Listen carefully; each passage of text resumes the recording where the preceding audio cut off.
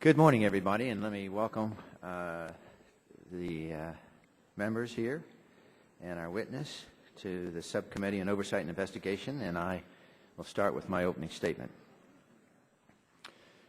We convened this hearing of the Subcommittee on Oversight and Investigation Day to gather information concerning the Patient Protection and Affordable Care Act high-risk pool regime. The administration's health care allocated $5 billion to provide health care coverage for individuals who have been locked out of insurance market. The President and the Democrats tried to sell this law to the American people by telling us how many people were unable to get health insurance and how this law was going to protect these individuals, while somehow saving the American taxpayers money. It's been 1 year since the health care law was forced on the American people. It's been 9 months since the high-risk pools became operational. The chief actuary of Medicare and Medicaid estimated that 375,000 people would enroll in these high-risk pools by the end of 2010, but only 12,000 actually did enroll. CMS informed us that they've conducted a massive outreach campaign to try to advertise this program in order to get people to sign up. Who is paying for this advertising tour is a good question. The taxpayers. Through the $5 billion allotted to this program in the health care reform law, this means money that was allocated to help the uninsured is being used to help the administration save face and rescue this program. This is on top of the previous Democrat majority spending an entire year talking about nothing but this health care law. If countless speeches by the President can't advertise these pools, these high-risk pools, how can a bureaucratic advertising campaign hope to accomplish the same goal? Just as alarming as the low enrollment numbers, this committee has learned through its investigation that low enrollment does not equal low cost. For example, California expects to accumulate $1 billion in claims over the lifetime of this program, with approximately 70% of the tab paid for by the federal government. This means that California alone, one state that is, expects claims to eat up almost 1/5 of the total cost of the program. Our investigation revealed that not a single state expects premium revenue to be near the cost of claims over the life of this program. Now, back in December, the Washington Post reported that, quote, New Hampshire's plan has only about 80 members, but they have actually spent nearly double the $650,000 that the state was allocated for this program. HHS agreed to give New Hampshire more money, end quote. So this is a program that must operate within a fixed budget of $5 billion. HHS has not explained how it intends to keep the program running through 2014 without additional funding. Our investigation has also uncovered problems with the implementation of the high-risk pool. In order to get the program up so quickly, HHS used the CHIP formula to allocate money between the states. While the CHIP formula is used to determine the number of uninsured children in each state, we would think the HHS would use a formula that measures the number of uninsured children with pre-existing conditions in each state, since this fund is supposed to help the uninsured with the pre-existing condition. This program uses a non-relevant formula simply because it was easy and already available. This inequity could mean people in some states are getting more than they need, while people in others aren't getting enough. We want to make sure that the money is being allocated fairly and properly. Obamacare is supposed to be the solution to our nation's health care ills, but here we are, 1 year later, and has a single promise made by the President and the health care plan that the Democrats passed, promise they've made about this law come true. The high-risk pool program is yet another promise that has fallen short, in our opinion. We were supposed to enroll over 250,000 Americans. We didn't even reach 5% of that goal. Steve Larson, the Deputy Administrator and Director of the Center for Consumer Information Insurance Oversight, was before the subcommittee back in February to talk about the waivers. You remember that? That HHS has been granting to states and entities that can't afford the administration's health care plan. Since he testified just 2 months ago, we've seen more states, struggling companies all seek waivers. A big indicator to me that we are on the wrong track is the number of people in need of waivers to relieve them of the legislative and financial burdens of the Democrat health care plan. As we've seen through our investigations, this is a problem that is getting worse. We intend to hold HHS accountable today for what we see as low enrollment, skyrocketing costs, and poor implementation of a program that was promised to help support one of our most vulnerable populations.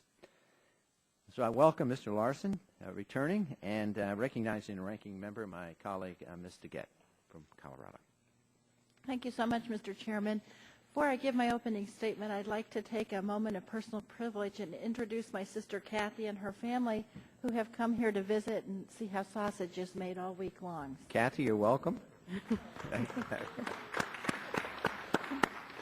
Mr. Chairman, President Obama signed the historic health care reform legislation into law just 1 year ago. When the law's full benefits have been implemented, every American will have access to affordable health insurance, and abusive insurance industry practices like discrimination against people with pre-existing conditions will be banned entirely. Millions of Americans are already benefiting from the law, including Americans with pre-existing conditions. Thousands of these individuals, thanks to the subject of this hearing, the pre-existing condition insurance pools, or PSIPs, have access to affordable individual coverage for the first time. Prior to the passage of the Affordable Care Act, health insurance for people with illnesses like diabetes, asthma, cancer, arthritis, or HIV/AIDS was either not available on the individual market or was so expensive as to make it effectively unavailable. But the Affordable Care Act immediately banned the egregious practice of denying coverage to children with pre-existing conditions. And the Affordable Care Act also offered immediate benefits to adults with pre-existing conditions through the PSIP program. These plans also offer individuals with pre-existing conditions insurance at the standard individual market rate, not the exorbitant rates offered on the private market. These plans began accepting applications in late 2010, and over 12,000 people are now enrolled in them. One of the enrollees is John Barthel, who's a constituent of mine from Colorado. Mr. Barthel, a bartender who works on his feet all day long, suffered from a condition I'm well aware of, severe arthritis in both hips, and desperately needed 2 hip replacements to keep his job. But his employer doesn't offer health insurance, and he could not obtain health insurance on the individual market. When he learned about PSIP, he signed up immediately. He's since had 2 hip replacements, and in his words to my staff, he got a new lease on life. He says that, and I quote, "The health insurance coverage provided for me under the Affordable Care Act took me from chronic pain to free daily life and restored my ability to support myself." And Mr. Chairman, I wanted to have Mr. Barthel come here in person at this hearing, but we were told that he would not be allowed to testify. So I'm disappointed by this decision, but I'd at least ask unanimous consent that his letter to the committee be included in the record. By unanimous consent, so ordered. Thank you. Right to object. And I what do is so to inquire why he was not allowed to come. Here is a man who could tell us from his own experience what these high-risk pools meant to him. Why wouldn't we allow him to come, Mr. Chairman? Well, Mr. Waxman, you understand that we're going to have continued hearings on this, and we'll have another opportunity to bring your witness in. I thought as we started this process dealing this with one specific subject, we'd have just the government explain exactly what the status is, and so that's why we had just one witness. I think how many hearings do you intend to call on this subject? Well, I'll be glad to sit down with you at a later date. We are just in the early stages of this. As you know, we've got plenty of hearings on the health care plan, and this is just one of many. So at this point, by unanimous consent, so ordered, The letter will be entered into the record. Chairman, not to put too fine a point on it, this is the second hearing the minority was denied their witness, so I hope we can work this out for future hearings. I know that we're going to hear, in fact, we already heard from the chairman that PSIP enrollment is lower than anticipated. And I appreciate that CCIO, in recognition of these concerns, has improved its outreach efforts. I hope we'll hear more about those efforts from our witness, but I find it a little ironic that my friends across the aisle would complain about low enrollment in a plan that every single one of them voted to repeal. Because when I hear about stories like John Barthel, I find repeal efforts impossible to understand. These thousands of people who now have access to insurance for the first time would have it whisked away immediately. So it seems to me that the solution to the problem is to try to increase outreach efforts so that we can get a lot of people who are uninsurable because of pre-existing conditions to be enrolled in insurance. Now, PSIP is not a permanent solution to the problems faced by people with pre-existing conditions, that's for sure. It's a transitional benefit that will be superseded by the full panoply of the Affordable Care Act reforms in 2014. But what the program is right now is critically important to that slice of people who are and will be enrolled. That's why we should not repeal this law.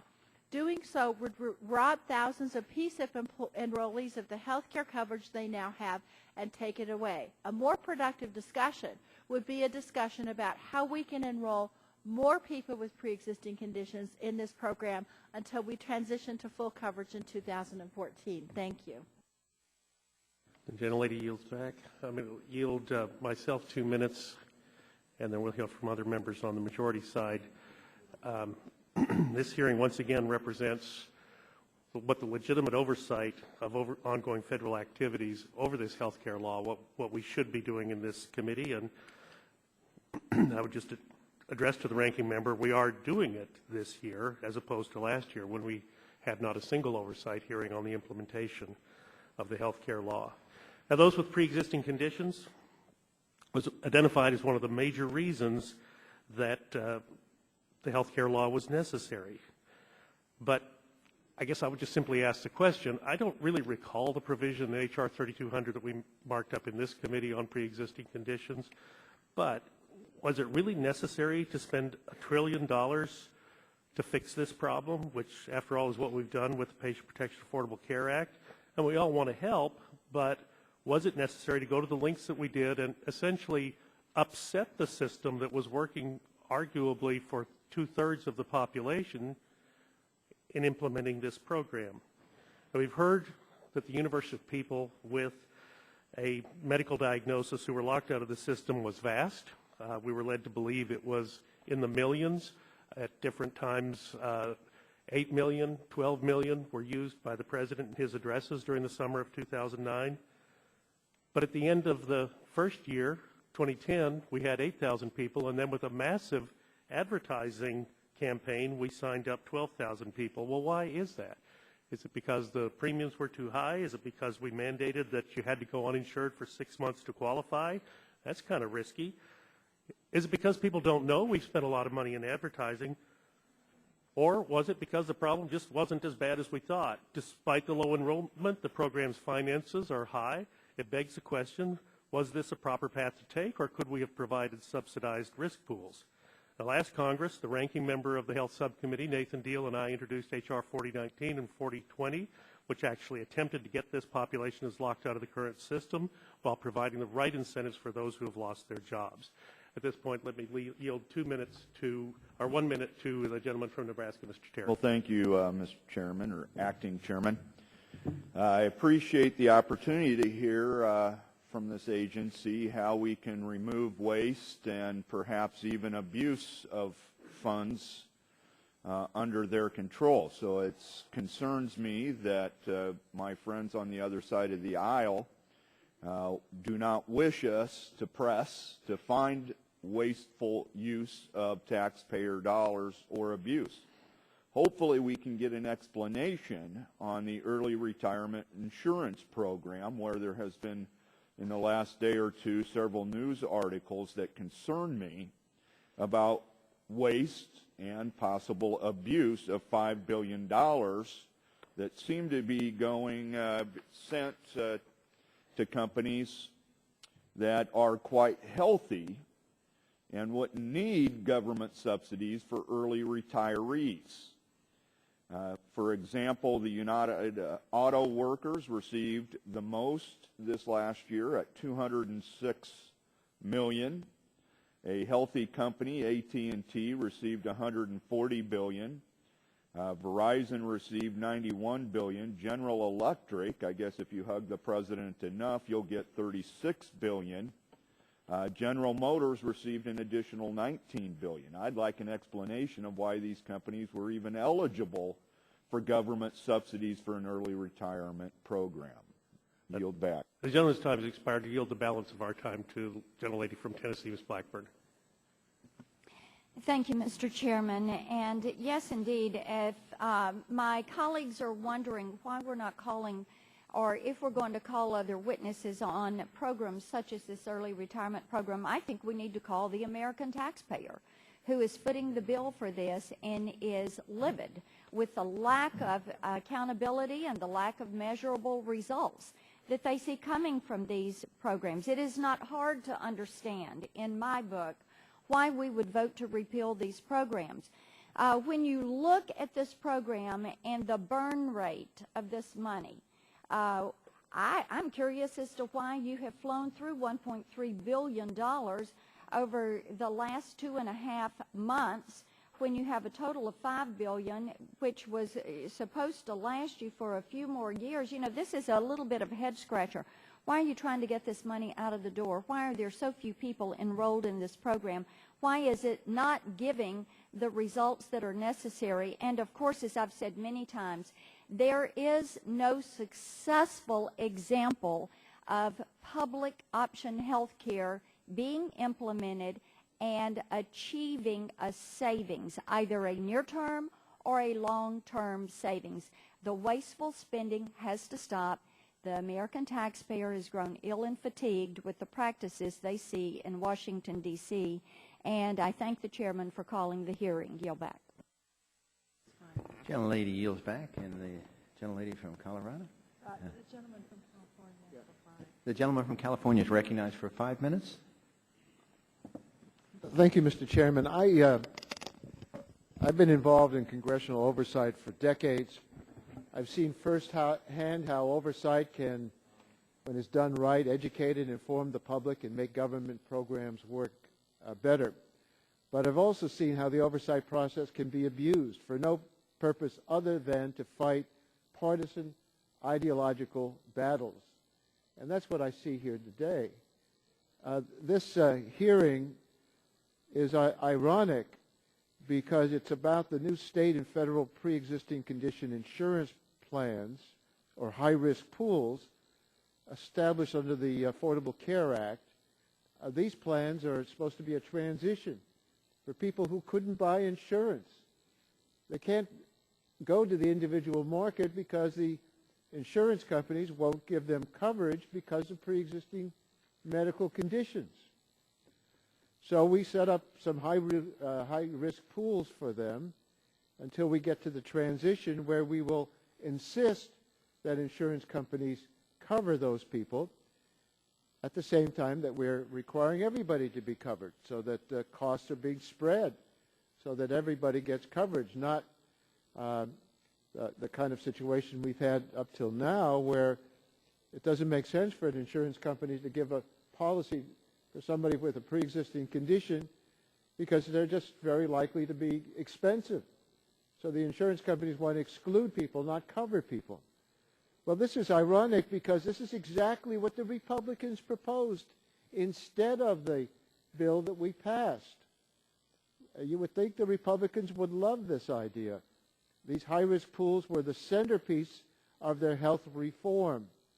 They didn't want to actually eliminate the insurance company discrimination against people with pre-existing conditions. What they wanted to do was to let the insurance companies treat them differently in a high-risk pool. Mr. Burgess, who I seem to believe is an outspoken opponent of the health care reform law, said, quote, the programs to deal with pre-existing conditions would involve risk pools to be sure, end quote. And Politico described high-risk pools as one of the old GOP standbys. So when we have this high-risk pool to give people care until we transition into the new health care system, suddenly Republican leaders decided they don't like them anymore. And why don't they like them? Well, they don't like them because not enough people are taking advantage of these high-risk pools. This hearing isn't about why some are taking advantage and others not. We're not hearing from people. We're only hearing from the administrator of this program, Mr. Barthel, a constituent of Representative DeGette, who is enrolled in one of these pre-existing condition insurance programs, was denied the ability to be here for this hearing. Now, maybe in the next 5 or 6 hearings on the subject, he'll get a chance to come in and talk about it. But Republicans are attacking this program because it's not popular enough and it has too low an enrollment. And then they're attacking the early retiree reinsurance program for being too popular and having enrollment that's too high. There's just nothing you can do that won't bring Republican criticism, because what they see as their job is to whine and complain and attack and confuse people about the health insurance law so that people won't start realizing that it's a pretty good law.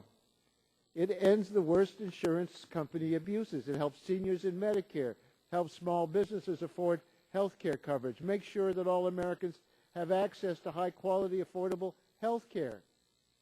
Now, they say they want to repeal and reform, repeal and replace. Well, we haven't seen their replacement, but we do know that they did propose some ideas as alternatives, and one of the ideas they proposed were high-risk pools. And now we're having a series of hearings on high-risk pools and why they're not successful enough. These high-risk pools could have been the ones we would have adopted on a bipartisan basis, but they wouldn't work with us to do anything on a bipartisan basis. This hearing is not a serious hearing. This hearing is not really trying to get facts that will help bring about some understanding that could lead to reforms. This is just a partisan show. It is not a legitimate oversight hearing, and unfortunately that seems to be par for the course for this committee, even though this subcommittee is called the Oversight Subcommittee. I think at some point we need to stop these partisan games, learn how to work together for the benefit of the American people. I thank the gentleman, and with that, there's no additional opening statements. At this point, we'll ask Steve Larson, the Deputy Administrator and Director of the Center for Consumer Information and Insurance Oversight, who is part of the Democrat administration, to stand before the committee. And Mr. Larson, you're well aware that the committee is holding an investigative hearing, and when doing so has had the practice of taking testimony under oath. Do you have any objection to taking testimony under oath? No, I don't. The chair then advises you that under the rules of the House and the rules of the committee, you are entitled to be advised by counsel. Do you desire to be advised by counsel during your testimony today? I don't. In that case, if you please rise, raise your right hand. I will swear you in. Do you swear to tell the whole truth and nothing but the truth, so help you God? I do. You are now under oath and subject to the penalties set forth in Title 18, Section 1001 of the United States Code, and you'll now give your 5-minute summary of your written statement. Thank you, Chairman Stearns, Ranking Member. I think you should put the mic just a little closer, Closer? if you don't mind. Is that better? I think that is. Okay. Yeah, that's good. Chairman Stearns, Ranking Member DeGette, members of the subcommittee, thank you for the chance to appear before you this morning, and I've submitted my full testimony for the record. As was mentioned, I serve as Deputy Administrator and Director of the Center for Consumer Information and Insurance Oversight, or CISIO, within CMS. I've been involved in implementing many of the provisions of the Affordable Care Act, including overseeing private health insurance reforms, working with states to establish exchanges, and ensuring that consumers have access to information about their rights and coverage options. At this time last year, Congress passed and the President signed into law the Affordable Care Act, which will expand access to affordable quality coverage to over 30 million Americans and ensure individuals have coverage when they need it most. Just 1 year after the Affordable Care Act became law, many reforms have taken effect, including eliminating pre-existing condition exclusions for children, prohibiting insurance companies from rescinding insurance policies simply because a consumer may have made an error on a form, ending lifetime dollar limits on health benefits, and enabling many young people to stay on their parents' insurance plans up to the age of 26. The Affordable Care Act also established new programs to expand and support coverage options as a bridge to 2014. In 2014, everyone will have access to affordable health insurance choices through the new competitive marketplaces, the exchanges, which prohibit discrimination based on pre-existing conditions. The bridge to 2014 includes the Pre-Existing Condition Insurance Plan, or PSIP. The Affordable Care Act created PSIP to make health insurance available to people whom private insurance companies denied coverage because of their pre-existing conditions.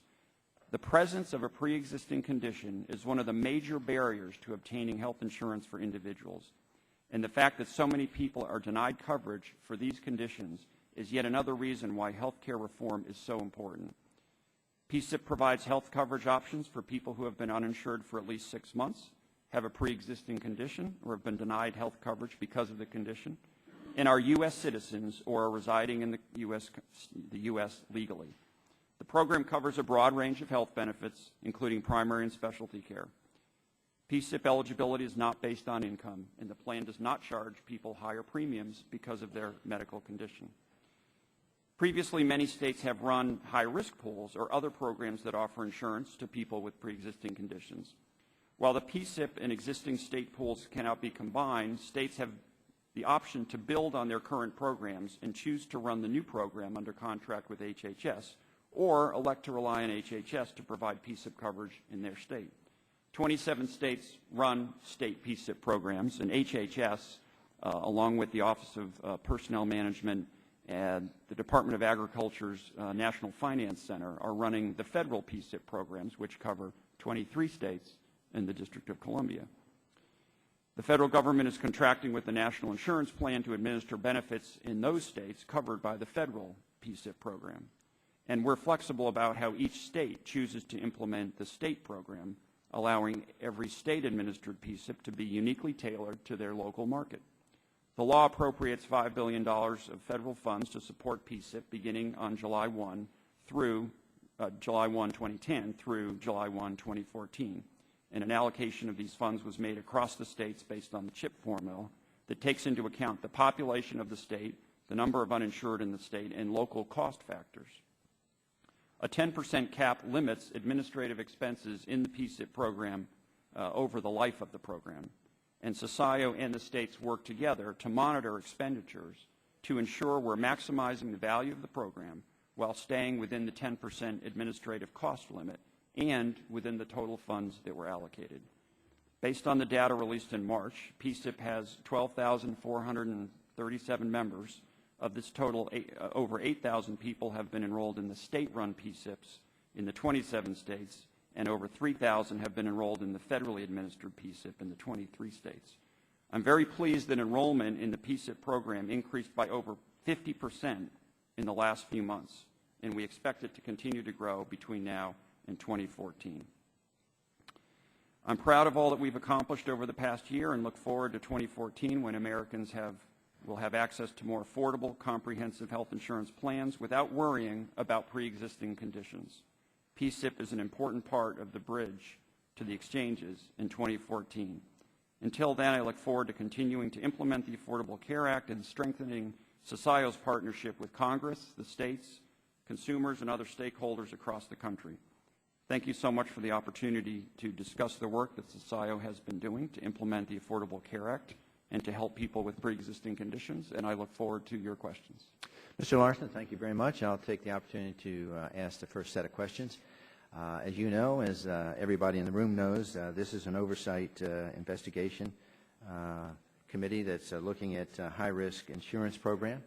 And I thought I would, before we start on that, a recent AP story just came out this morning indicating that your office has given out large sums of money under the Early Retirement retiree health care program. You're familiar with that program? I am. And you were cited as the center of the person who was involved with this. And so we wanted to just, in passing, ask a few questions that it appears that a lot of corporations, including General Electric, got $36 million for their early retirees. Appears the United Auto Workers got over $200 million. Verizon Communications got $91 million. AT&T got $140 million. And so the list goes on, and it's a huge amount of money that you're giving out to subsidize retirees, early retirees. And I guess the question is, how can you justify giving out so much of taxpayers' money to these corporations? Sure. Well, these are profitable corporations. The early retiree reimbursement program, in fact, has been an incredibly successful program in accomplishing the goals that it was set out to accomplish.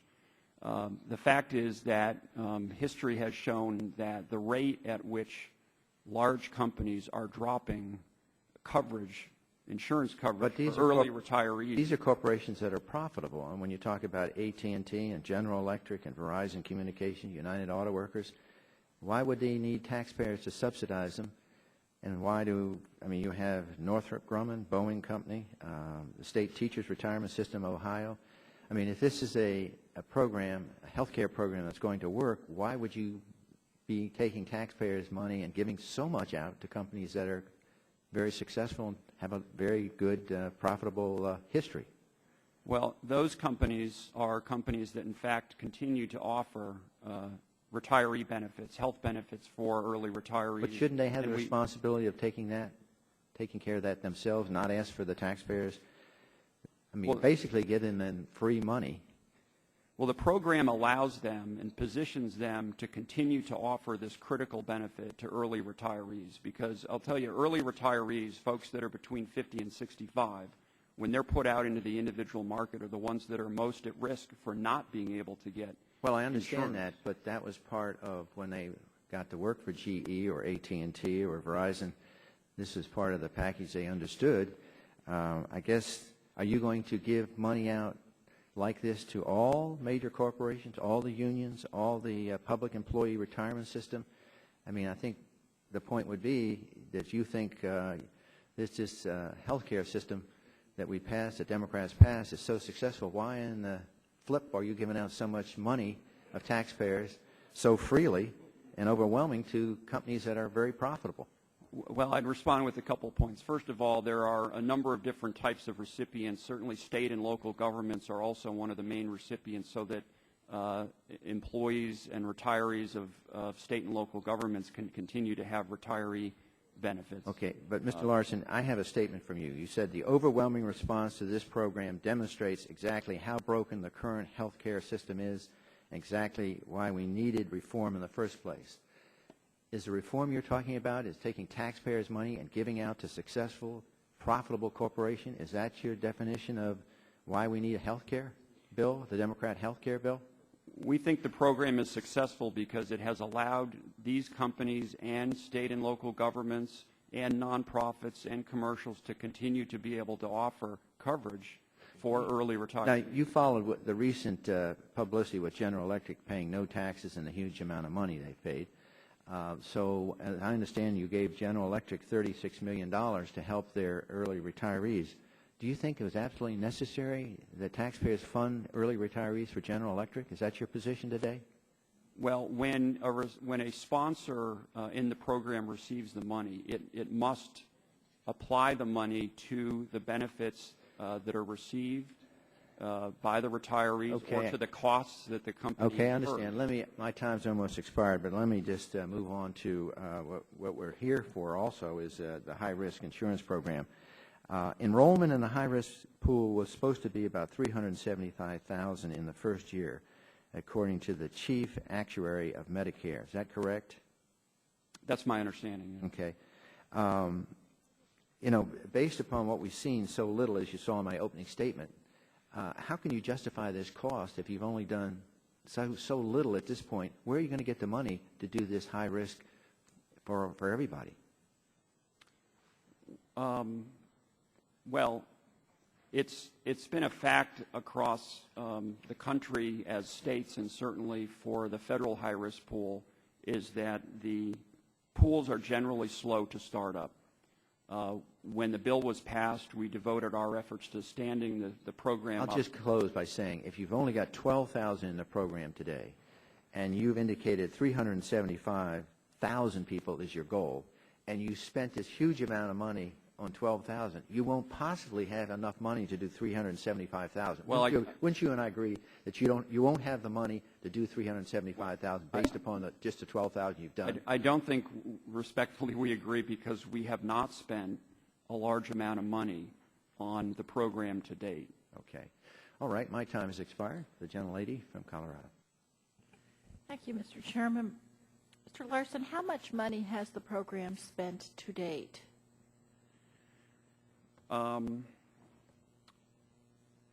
For outlays or incurred expenses associated with either one, the federal program yeah, and the state program combined is about $33 million as of February 28th. Okay, and how much was set aside in the health care bill for this program? $5 billion.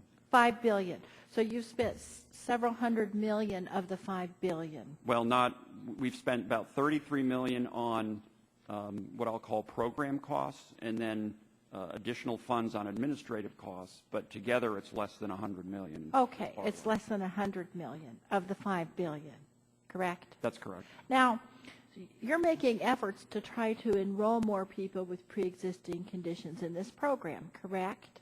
In fact, I think they've been successful. And why do you think that? Well, we had several phases of enrollment initiatives. The second phase started from January to March, in which we conducted outreach with staff, by the way, just with SSIO staff, hitting 9 cities, talking with providers. And we've seen enrollment increase by 50% between November and February. So we've made those efforts, and enrollment is going up. So is your projection you're going to wildly exceed this $5 billion before the 2014? I don't think we're prepared to say that yet. Okay, thank you. Well, that's what the chairman's implying, but you've spent less than $100 million. We will work within the appropriation. Thank you. Now, let's say, let me just ask you one question. I know the topic of this hearing is about the PSIP program, but let's talk about this early retirement reinstatement program for a minute. What was happening was a lot of employers who had early retirees retirement programs were cutting those health care programs when the economy turned down, right? That's right. So then what would happen would be people between age 50 and 65 wouldn't have insurance, and they'd have to go out on the individual market, right? Correct. And so then those people couldn't get insurance, right? Correct. So that's what this is designed to help. Is that correct? That's correct. And that program is also going to phase out by 2014, right? Yes. But at this moment, it's helping. We can't, Congress can't require these companies to continue those programs for their early retirees, can we? No.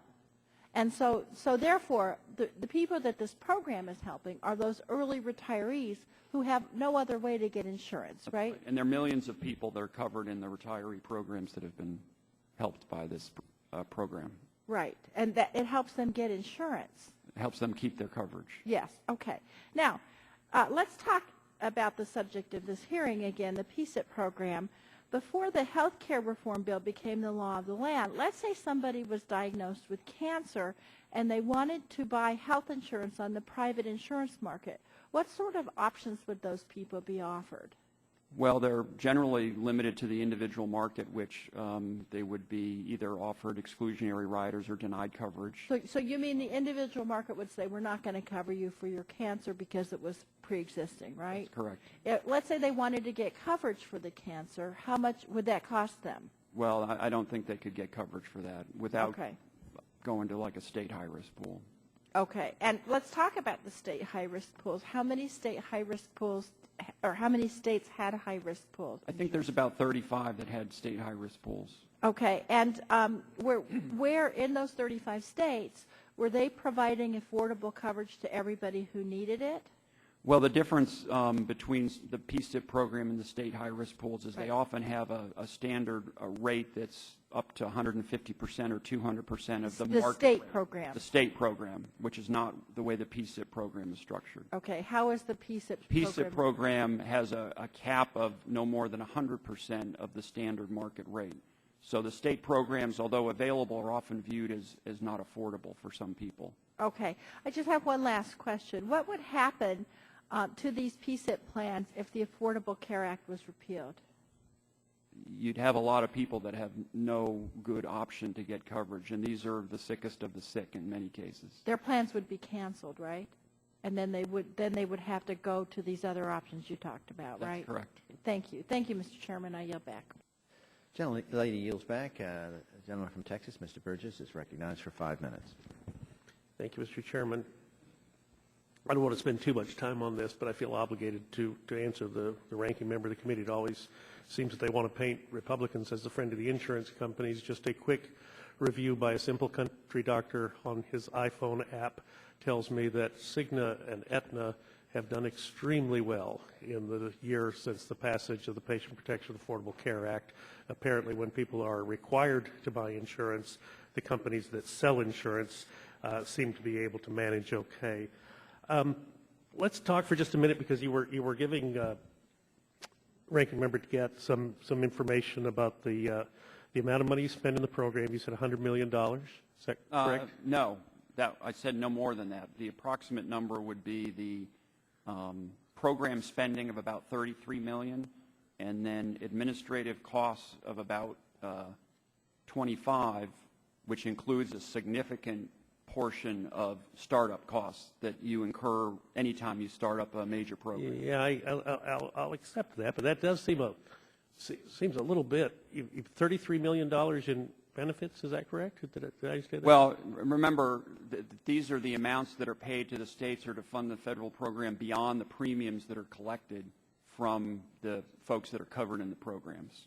But that's the level of federal spending for the program combined for both the state and federal. So that combined help for people, $33 million against a backdrop of $25 million in administrative costs. Is that correct? Well, again, the $25 million, there's at least $10 million of kind of one-time. Yeah, this would all be easier. Costs. We talked about this before. Boy, if we had a breakdown of your budget, it would just be will, so helpful. And you promised that to us, and I'm having to ask these questions because I don't have that information yet. It is my hope and expectation that you will have that next week. Next week. Okay, so we'll mark the calendar, and we're all anxiously awaiting that. Now, you previously testified you added 300 new jobs to implement the program. Is that correct? Not just this program. That's but the whole society. All of SOCIO, right? That's correct. So less than 300. Do we know how much you spent on salaries for those 300 people? I'm sorry. Could you repeat the question? The amount you spent on salaries for those 300 jobs? I don't know off the top of my head. Well, is that money coming out of the administrative or the non-administrative funds? Oh, you mean the salaries that administer that would be in the administrative portion. It's a very lean and small staff that administers the PSIP program.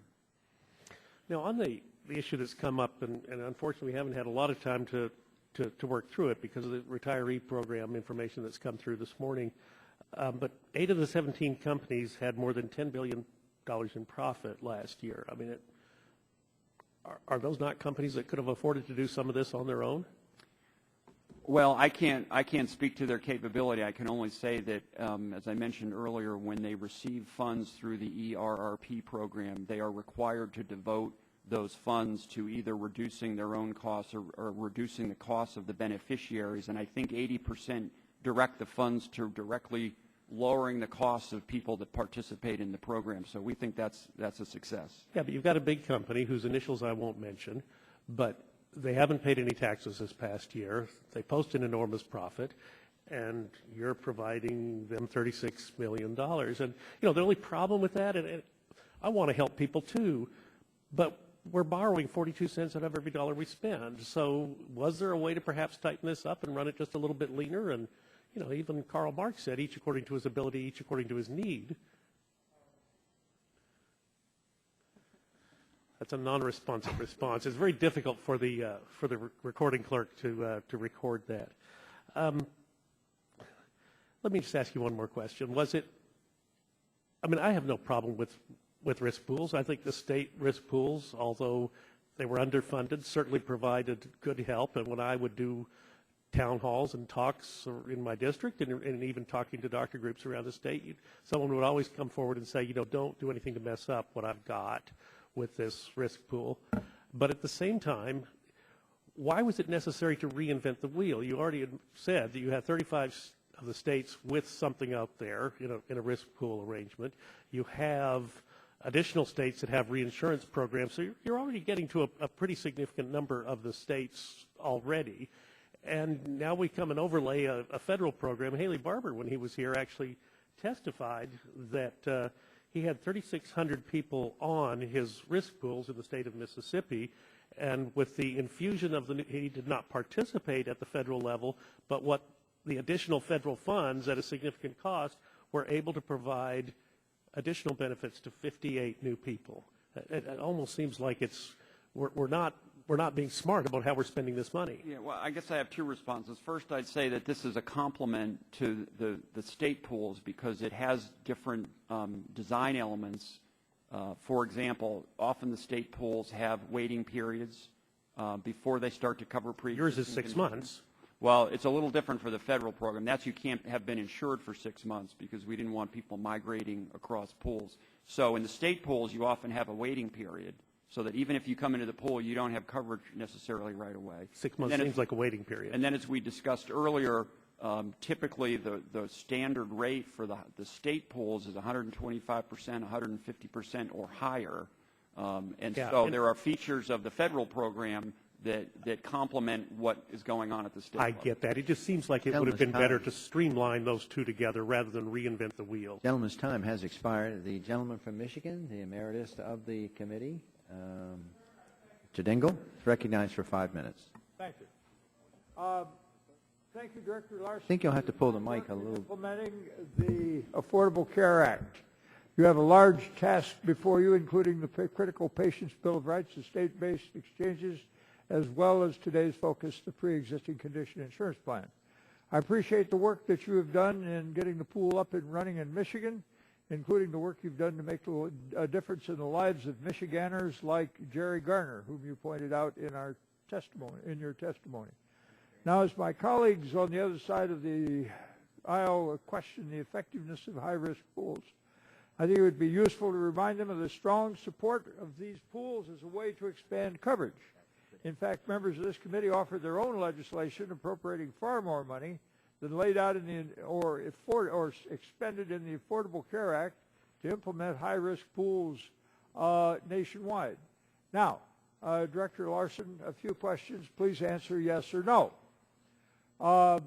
The PCIP was designed to be a temporary program to help the sickest of the sick and those most in need, to have access coverage to coverage until health insurance exchanges are up and running in 2014.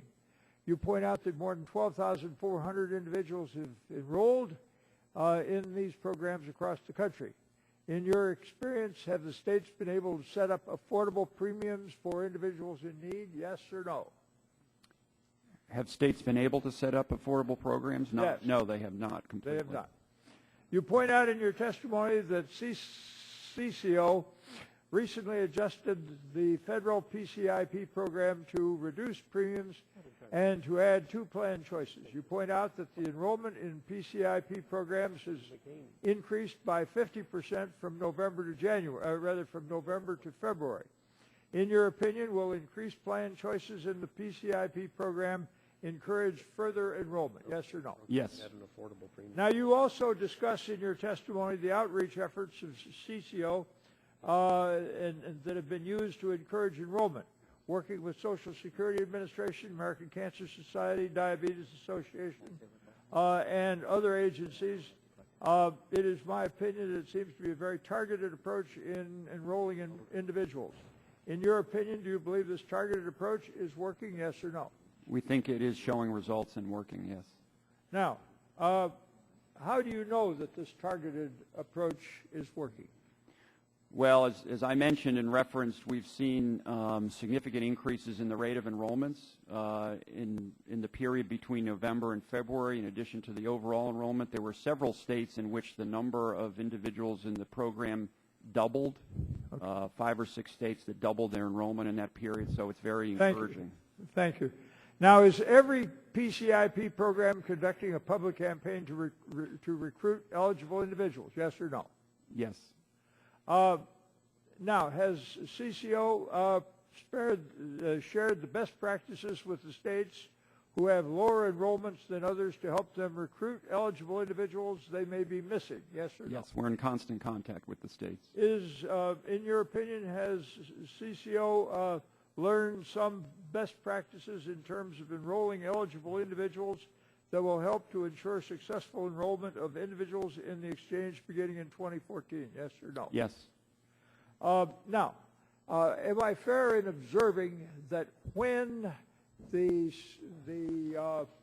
situation in 2014, when everybody is covered in the exchanges, am I assuming correctly that at that point it will no longer be necessary to have this high-risk pool?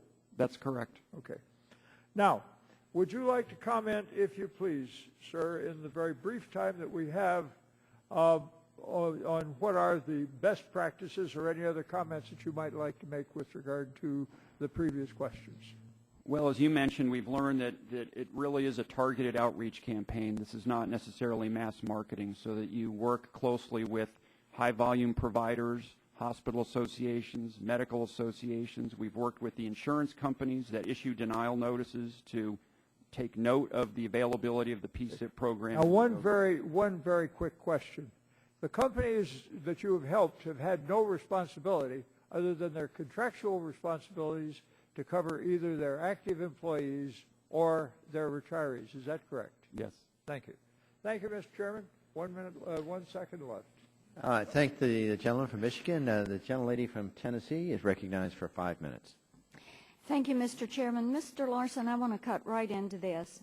What are the standards on your application, and what does your application look like for these companies that apply for this money for the early retiree process?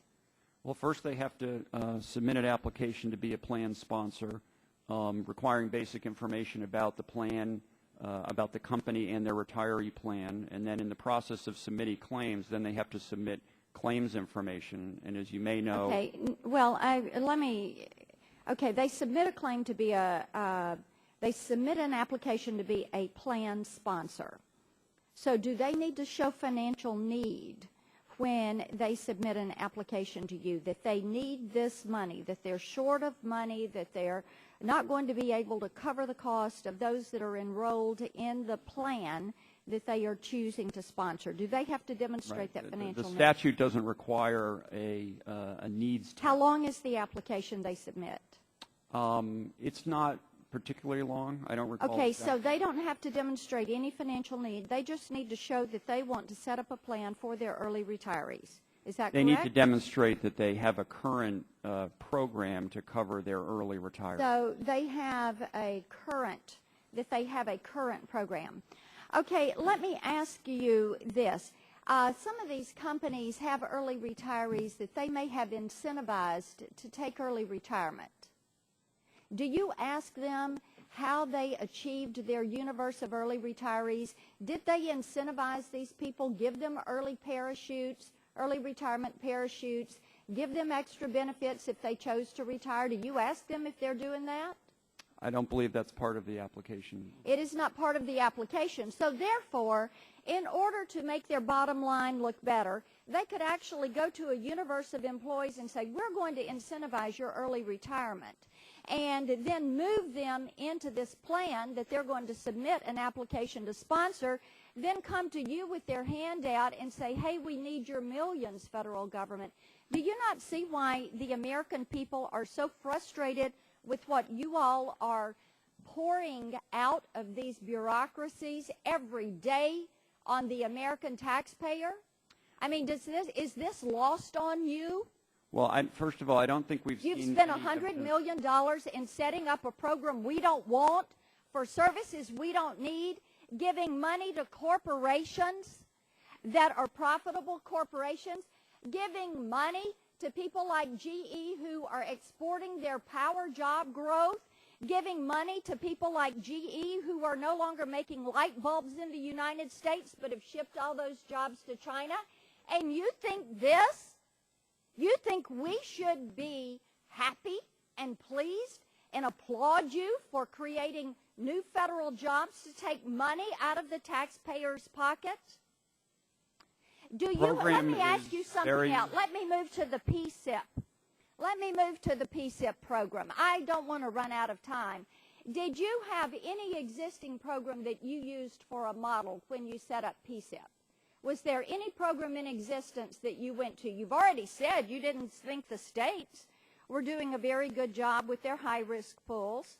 Well, So- I don't think that's quite what I said. I said that there are 35 said it was state incomplete. programs. I'm sorry? I think you said they were incomplete. No, they have different sets of standards, and the federal standard is different. So we certainly looked to the way that the high-risk pools were Yes, yours has administered. different design elements, was Correct. your exact word. That's right. Okay.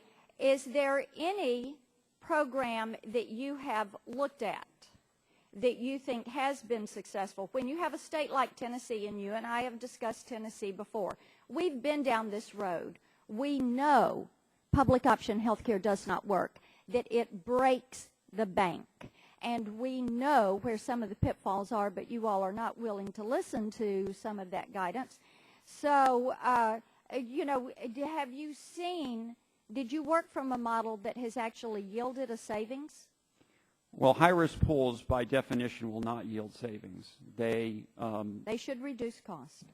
Well, here's the problem. When you're insuring sick people, you can't collect enough premiums to cover the cost. And so high-risk pools are always subsidized in some way. Typically, in the states, it's subsidized through assessments on insurance companies or general revenue. In this case, it's subsidized through the PSIP program for the federal and state. Do you think that putting a federal program alongside a state program, even though it has, in your words, different design elements, is redundant? No, I don't. You don't? I do You not. don't see a problem with the duplications? No, because I said I think we attracted a different element of the population that has pre-existing conditions. So it's complementary. So in other to words, the you think the program. federal government needs to pick these programs up and pull them to the federal level, not trust the states for oversight, and then turn around and out of your $5 billion, give it to corporations who don't need the money, who are firing American workers and shipping the jobs overseas. I yell back. Gentlelady yields back. The gentlelady, Ms. Jan Schakowsky, is recognized for 5 minutes. Well, I am just loving this debate.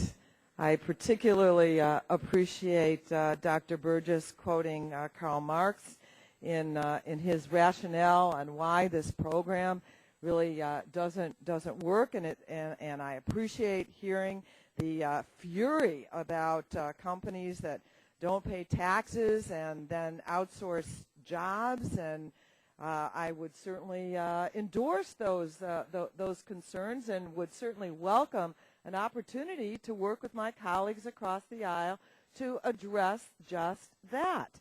The problem we have is that these greedy companies that legally don't pay any taxes also are not providing, are increasingly dropping early retirees from these health care programs. Is that not true, Mr. Larson? That's correct.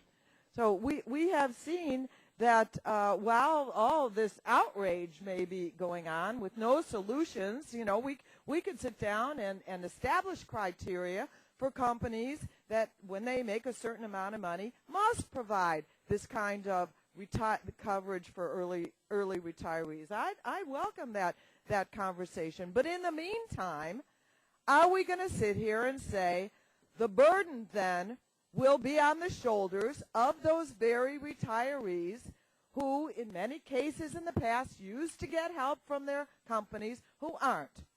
And the problem is that these are, in fact, very, expensive people to insure, these high-risk people, And that is precisely why we passed the Affordable Care Act and why in 2014 we are going to prevent discrimination. Is this not a bridge program, Mr. Larson? That's exactly right. And what would happen to those retirees if we did not provide that? I think they would have great difficulty finding coverage in the individual market. So if there's another solution that my Republican colleagues would like to find to require corporations to pay their fair share of taxes, to come up with a way to force them to cover their retirees, then why don't we talk about that? I haven't heard anything like that except a criticism now in Marxian language of what these nasty outsourcing corporations are doing. Would the chairman? I would be glad to. I think repeal Obamacare and start anew and try to come up with a health care plan that every American would support. And put every American at risk again. When we have a plan that we would be happy to look at various ways to make it better. In the meantime, Mr. Larson, I congratulate you on this program to make sure that we aren't setting adrift the victims of some of these very corporations that the Republicans have supported. You know, in the Medicare, let me find it. There was a loophole created in 2003 with the Medicare Modernization Act that allowed companies, this is a Republican initiative, to receive a 28% subsidy from taxpayers to help cover the cost of prescription drugs for retirees without counting the money as income. And when they spent the money, then the companies were allowed to turn around and get a deduction for it on their taxes, even though the money was a gift from taxpayers. There was no outrage from the Republicans who wrote that provision into the legislation that the Obama administration saw as a double subsidy from the taxpayers. But now, at the very moment, we're looking how to get these vulnerable employees to make it to 2014. Now, we're looking at these rich corporations and how are we letting them get away with it. Well, if there is a way that they suggest that we can get GE and AT&T to cover those, I welcome that. And until that point, we're not going to set those employees adrift with no health care coverage. And I yield back. And the lady yields back. Dr. Gingrey is recognized for 5 minutes. Mr. Chairman, thank you. Mr. Larson, Ms. Blackburn was just trying to point out something to you in regard to a lot of these companies and one in particular. I won't name the company, but the initials are GE, in regard to these early retirement incentive packages that they give to their advantage, to the advantage of their bottom line. That's the only reason why a company would do something like that. But what it amounted to was a lump sum early retirement bonus worth 75% of their annual pay. And her outrage, of course, was over the fact that when these companies do that, and then they say they come to you, to the federal government, with this ERP program, ERRP, and say, oh, sign us up for the money to help us now pay these same people for their health retirement benefits. So that's where the outrage is coming from. CMS just released a new report yesterday announcing that this program, Early Retiree Reinsurance Program, ERP, created under Obamacare, has spent nearly $1.8 billion in reimbursements, which have helped preserve the availability of health benefits for early retirees and reduce increases in plan participant costs. In deference to my limited time, that I have a series of questions, and if you don't mind, please try to answer yes or no on these, Mr. Larson. Number one, does the Center for Consumer Information Insurance Oversight oversee this early retiree reinsurance program for CMS? Yes. And you are the Deputy Administrator and Director of the Center for Consumer Information? That's correct. Was the early retiree program created in PPACA, otherwise known as Obamacare? Was it created It was part of the what we call the affordable. The answer is yes. Thank you. Next question. The law appropriated $5 billion to pay the claims for early retirees, correct? Yes. That is the same amount appropriated to the high-risk pools for people who cannot obtain insurance. Is that correct? Yes, there's a separate appropriation. Essentially the same amount, yeah. CMS just released a report yesterday announcing that it has spent nearly $1.8 billion of the $5 billion appropriated to date. Is that correct? For the early retiree program? Yes. That's yes. correct. Next question. I'd like you to go over some of the payments made in the $5 billion early retiree program with you. My staff has presented you with a copy, and thank you, Robert, tabbed, numbered, highlighted. Again, a simple yes or no answer, please. Did AT&T receive $140 million from this retiree fund? That's my recollection from. Are you aware that AT&T filed a $1 billion loss with the SEC on March 26th of last year, and in papers accompanying the filing charged the losses stemmed from the passage of Obamacare? I'm not familiar with the reference. Well, the answer is yes, they did. Are you also aware that AT&T stated in its March 26th SEC filing that it would be forced to evaluate prospective changes to the active and retiree health plan benefits offered to their employees? Again, what we've focused on and trying to make sure is that these companies that get this money continue to. Mr. Larson, in the interest of my time, the answer to that question is yes, they did. Did Valero Energy Corporation receive over $1 million from this retiree fund? You've got the information in front of you. Well, if you want me to flip through the list, I can. I don't have all the recipients memorized. Well, in the interest of time, I'll answer that one for you, too. Yes, they did. And are you aware that Valero Energy Corporation filed a $15 to $20 million loss with SEC on the same day as AT&T, once again citing Obamacare as the reason? And the answer to that, since you're a little slow on it, is yes, they did. You know, the whole point here of my line of questioning, Mr. Larson, is this system, this ERRP, Early Retiree Reinsurance Program, to me is just a makeup for the money that was taken away from corporations. It was given at the time of the Medicare Part D prescription plan was put in place to keep them from dropping their retiree health insurance plans. It's a kiss and make up, which is ridiculous. They should have left that program as it existed, but they had to have money to generate and a score from the CBO to pay for this whole new entitlement program. So that's the line of my questioning and the point of it. I'm over time now, so unfortunately I'll have to yield back. Gentleman yields back. The gentleman from Texas, Mr. Green, is recognized for 5 minutes. Thank you, Mr. Chairman, and I'm glad my good friend from Georgia pointed out two Texas companies. Valero's headquartered in San Antonio, and AT&T used to be San Antonio. Now they're Dallas, somewhere up there, but they got that assistance. But I served on this committee in 2003 when we considered the prescription drug plan. And, you know, it's almost like deja vu all over again, because the same issues were brought up then, that a lot of companies who had retiree prescription drug plan were all of a sudden benefiting from this.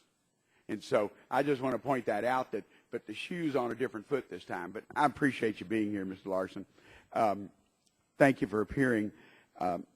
I'm from the state of Texas, as I said, and we already have a high-risk pool. It's been operational since 1992 and covers 27,000 Texans. How many states currently operate their own separate pool from those established by the PACA? Right. I believe it's about 35 states. Okay. Were these states given the option to move the individuals currently in their high-risk pool program over to the new high-risk pool established by PACA? Because of the different rules between the state and the federal, it runs in parallel to the state pools. But states can set up a PSIP pool.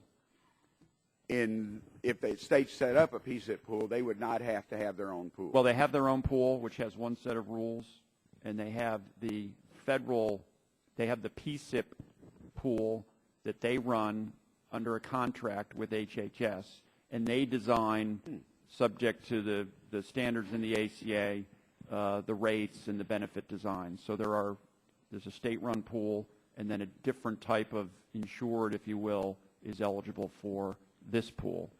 One of the concern I have is the slowness of the number of people who are signing up for high-risk plan, and I'll give you my understanding of what happens in the state of Texas.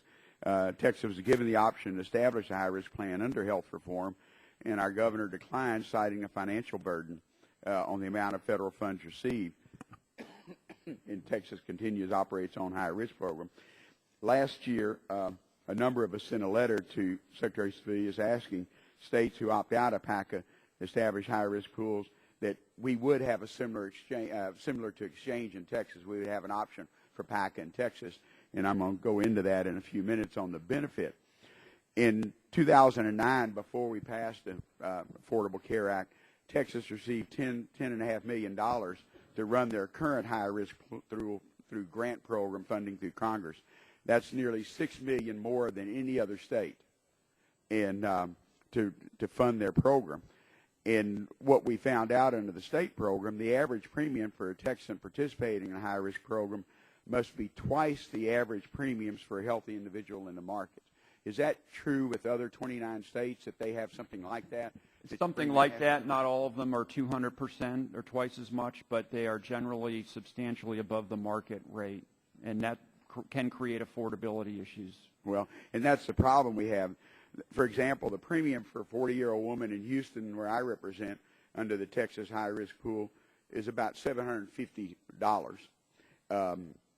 Under the PACA plan, that same woman would only pay $387 a month. Why would anybody sign up for a state plan when they could actually save almost $300 or $400 a month? Yeah, well, there is one limitation that was in the ACA regarding the PSIP program, which is that you not have insurance for 6 months.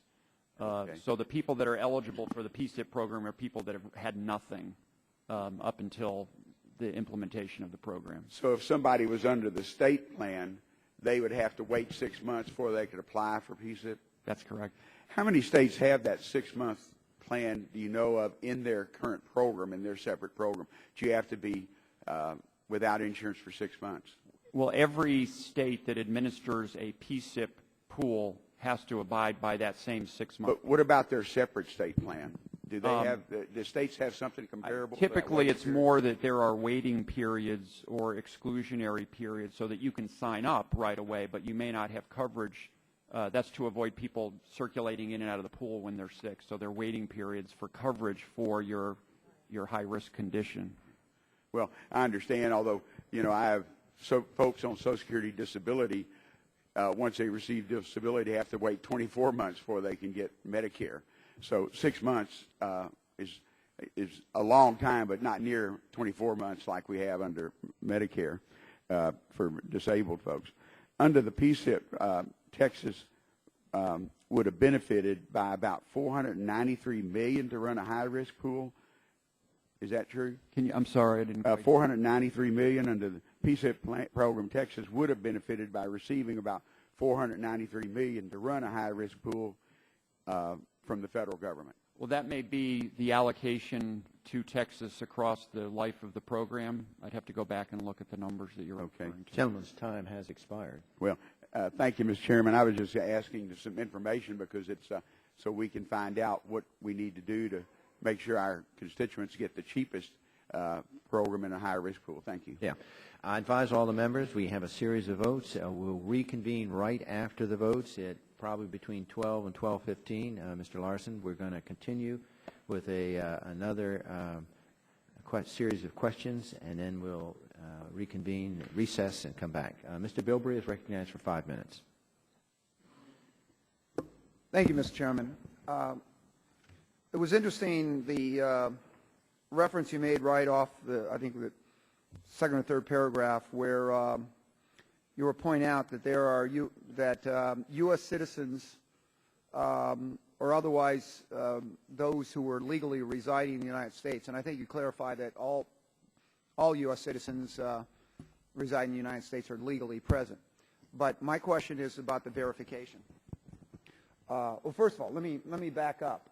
You made a reference to the fact that there were how many states that were allowing you to administer their program? 23 states and the Okay. District of Columbia. Okay. Do you realize that about 65% of those states are states that have basically told us to go to hell and are engaged in the blocking? So a lot of that participation, 65% of the participation, looks like it is not trust in the federal government to administer the program, but basically a position that they don't want to participate in the program in any form. Well, I can't speak to their motives for not participating, but I know that we administer it in 23. But 65% sounds... Yeah, I don't know. Okay. The verification system, you make a statement about that only those legally in the country are participate in the system. Is there a reason why we didn't use the SAVE verification that we use for all other programs, benefit programs in this country now? I'm not sure what your question is. My question is, why aren't we using the verification systems for this benefit that we use in other benefits in the federal system? I'm not sure that we aren't. Well, let me double back here. Do you require biometrics for identified foreign nationals to participate in the program?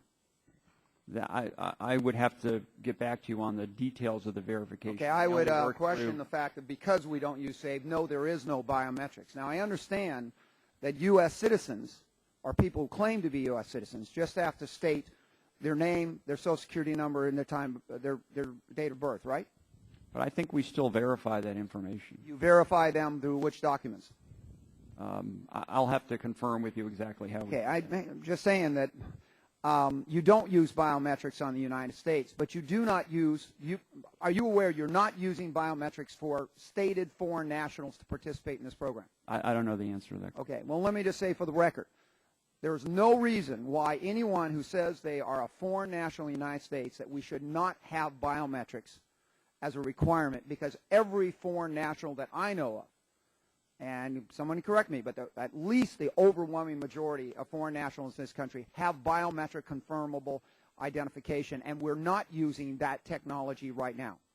This is one of those issues of someone saying just because you say that somebody legally in the country is not participating, if you don't have appropriate verification, you can't sit here before this committee and make a statement like that with any degree of certainty. It is what you may think might happen, or you hope may happen. But I think we need to clarify, without the verification systems, we are lying to the American people, and I don't care who it is, the guy at the top or the guy at the bottom, to look at the American people and say, I can assure you that people illegally in this country are not participating in this. Well, I'll be happy to follow up with you on that. Okay. I appreciate that. Mr. Chairman, I yield back. Okay. Will the gentleman allow me just to the gentleman. We're going to recess, but I just have a question, Mr. Larson. If it turns out a company gets, or a state gets a waiver from Obamacare, would you still give money to early retirees even though they got a waiver from all the health care provisions? Just yes or no? Well, I don't. Which waiver are there? Well, let's take there's only really one. Like the state of New York got $47 million. So the question is, the state of New York is putting in for a waiver. Did they get their waiver yet, the state of New York? You mean their waiver from their annual limits requirement? Yes. I'm not sure. Okay, but let's say hypothetically, if the state of New York got the waiver, would you still go ahead and give money to early retirees? Right, but the waiver that they get or a state can get on behalf of carriers, insurance carriers in the state, is not a waiver from the provisions of the Affordable Care Act. It's a waiver from that one narrow provision. Okay. So they wouldn't be ineligible for example. So the waiver does not apply, then extend to the requirement. Yeah, it's a very narrow provision. I see. Okay. Thank you for that clarification. With that, the subcommittee will recess and come right after the vote, which hopefully is between 12 and 12:15. The Subcommittee on Oversight and Investigation will reconvene, and the witness will return to the table. And I think our next member is Ms. Christensen. You are recognized for 5 minutes. Thank you, Mr. Chairman. And thank you, Mr. Larson, for not only being here, but for the work that you're doing to make sure that those who could not receive insurance otherwise are receiving it. I just want to say for the record, though, that I really regret that we were unable to include the territories in this because we are U.S. citizens and there are many of our constituents in the territories who are unable to get insurance because of pre-existing disease. But before they had even heard your testimony, the majority of this committee was already attacking the PCIP program for being too expensive. But the fact of the matter really is that it's going to run very efficiently as I see it. In fact, it's my understanding that the administrative costs for the program are capped at 10% over the life of the program. Is that correct? That is correct. And do you expect to stay within that cap? Oh, we will stay within the cap. And we are ensuring that the states will stay within the cap as well. Thank you. And there have also been some concerns that the startup costs have pushed the initial costs of the program above projections. So can you give us some perspective on these startup costs and how they compare to startup costs for other programs like Medicare Part D? Well, first let me clarify that I'm not concerned that the startup costs will push us over any projections. It's simply that they represent in the first 6 months of a program a disproportionate amount, but over the life of the program, which is the statutory standard for the 10%, we will be within the 10%. But thank you. I mean, the startup costs are things you might imagine, such programming, hiring people initially, getting the scripts ready for the call centers. So there's kind of a lot of one-time things that you have to put into place. Can you compare them, your startup costs, the Medicare Part D program? I'm probably not in a position to do that because I'm not as familiar with those startup costs. And how does a 10% administrative cost compare with what we would see in the private insurance market? Well, in fact, under the medical loss ratio standard, we provided headroom, if you will, for 20% of administrative costs and 80%. So it's quite a bit tighter than what we're even requiring for the private insurance market. Right. So this sounds like an example of government-run healthcare working pretty well, and it's providing critical access to health insurance for people with pre-existing conditions and doing so in what I think is a lean and efficient way. But there have been certain media accounts of the program, as well as some of the comments I've heard from across the aisle that suggested at the current rate, the PCIP plans in some states will run through their funding before the program ends in 2014. Are you concerned about that happening? I'm not concerned about it. We have the ability to address the specific rates that states draw down on their initial allocations. Certainly, I think as we announced, New Hampshire was a state that was running ahead of projections, but we have other states that are running behind projections. And again, we have the ability to manage the funds within the allocations and within the $5 billion. So I'm not concerned about the fact that there may be one state or a small number of states that are ahead of projections. So thank you, Mr. Larson. It sounds to me like the program enrollees and the American people will be getting a substantial bang for their buck with this program. And in your testimony, you talked about the thousands of Americans who were locked out of the accessible private insurance coverage before the Affordable Care Act, and you talked about the difference in what they would have had to pay in the regular high-risk pools versus what they pay for us. You talked about Mr. Garner, who was reported on in the New York Times, and how his insurance might have cost, been prohibitive, but this program helped him. Do you have any other examples that you'd like to share with us? Well, I don't have a specific example. I can only tell you that for people that have conditions like diabetes, heart conditions, heart disease, cancer, of course, that if coverage is available, and in some cases it simply isn't, other than a state-run high-risk pool, they're gonna pay a lot either way, and that creates significant affordability issues for individuals. So they're really in a no-win situation, and that's why this program is so important. Thank you. Mr. Chairman, I yield back the balance of my time. Thank you for your answers. The gentlelady yields back the balance of her time. Mr. Gardner is recognized from Colorado. 5 minutes. Thank you, Mr. Chairman. Thank you, Mr. Larson, for your time here today. And just wanted to talk a little bit more about this issue of the early retiree insurance program.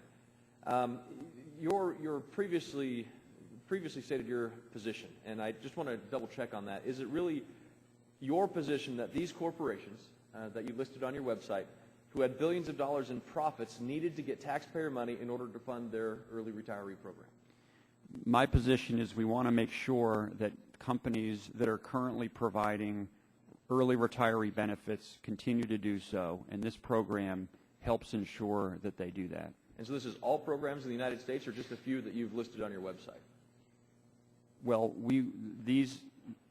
this program helps the sponsors who come in for a reimbursement request to be able to continue their retiree program. So this helps cover the costs that they would otherwise incur. So companies like Shell Oil Company that had a contractual obligation that they would otherwise incur, we're giving $4.4 million to?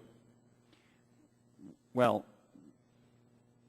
ultimately, the money is for the benefit of the retirees. But it's money that taxpayers have that we're just giving to Shell Oil Company? Well, we're helping make sure that Shell Oil and other companies continue their retiree program. So other companies like General Electric, the Boeing Company, AT&T, Verizon, DuPont, Mars, those kinds of companies? Well, and there are many other smaller companies. I think if you look through the list, there's a large number of companies that got, $1 million or less in reimbursement. So it's not all just big companies. In fact, the biggest recipients are state and local government for this program. Do you think they should have had to pay for their own? I think that we want to make sure that retirees of the ages between 50 to 65 before Medicare have an option for coverage, because if they don't, they're in a very hard place in the marketplace. So do you think it's the government's responsibility then to pick up the obligations of a privately agreed to contract? Well, I don't know in which cases there are specific obligations or not, but we in any case want to make sure that there are funds available to make sure that these programs are continued. Was that part of the discussion, though, and who got this, the bailout? Was which companies had an obligation or contract to do that, or did it just, the money came because they asked? No, the way the program is established under the ACA is they apply as a sponsor, we review it, and once approved as a sponsor, then they submit the claims for reimbursement. So you would know which of these companies were contractually obligated to make these payments anyway? That's not part of the, the provisions of the ACA. So you just gave this money without knowing whether or not they may be under contractual obligation. So the United Auto Workers, who got $207 million, weren't contractually obligated to pay for these health care costs? Well, it's actually, and I think we've corrected that, it's the United Auto Workers Trust Fund. So the United Auto Workers didn't get the money. The trust fund that administers the early retiree benefits gets it. But whether or not they're contractually obligated to do it, this provides benefits to the early retirees.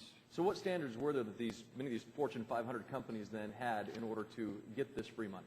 Well, they have to demonstrate that they have claims experience between the threshold that's set up in the Affordable Care Act. So the ACA requires or provides that under this program, 80% of the cost for retirees between the $15,000 and $90,000 limit is reimbursed under the reimbursement program. So pretty much anybody who applied was accepted to this program? Well, I wouldn't say that, although I think that most of the companies that applied were approved as sponsors. There were some that weren't. So if you issued you issued the regulations for this program, is that correct? SOCIO issued the regulations, yeah. Was there a need for more restrictive regulations, or? Well, we issued the regulations that were called for under the the language in the Affordable Care Act for the program. Do you think they needed to be more restrictive? I think the program is working well as it is. If Congress wanted to revisit the program, we'd be happy to work with people to make sure that we are continue to be able to provide ongoing retiree benefits. I mean, do you think it's right though that the taxpayers gave free taxpayer money to GE that is making billions of dollars not paying any taxes, needed another $36 million of federal government money? Well, I think it's hard to look at this program in isolation. I mean, we've got a number of bridge programs in place. We've got the PSIP program, we've got ERRP, all of which help get us to 2014, that avoid uncompensated care, avoid the burden that some particularly sick or vulnerable populations may experience if they don't have coverage. Now, you said get us to 2014, but you're ending the program soon, correct? Well, not soon. The money could run out in fiscal year 2012. So the money's going to run out soon, and then what happens? Well, then that's the end of the program unless Congress appropriates additional money. Is it your opinion that Congress ought to appropriate? Will you be asking for more money?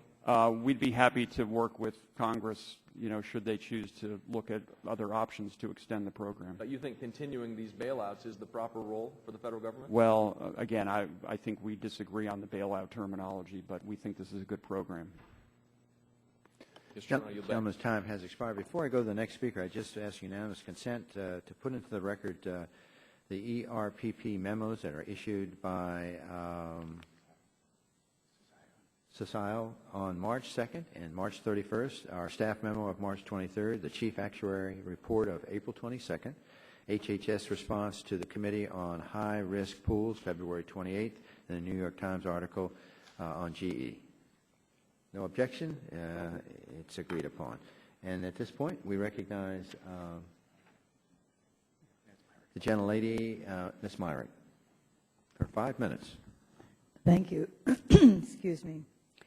I really have a lot of the similar questions to what Mr. Gardner asked because of the same type of concerns that this $5 billion in money in the early retirement retiree reinsurance program is gone to corporations and unions. And again, I just have a hard time understanding when companies, like one of them that made $20 billion in profit, can't afford to do their own programs. And if the health care plan wasn't there, that they can dump their employees on anyway if they chose to do that. I mean, all of this just doesn't make any sense to me. And so I guess how do you justify, you said, and I heard you when you answered Mr. Gardner, that you say, well, it's because you want them to continue to have coverage.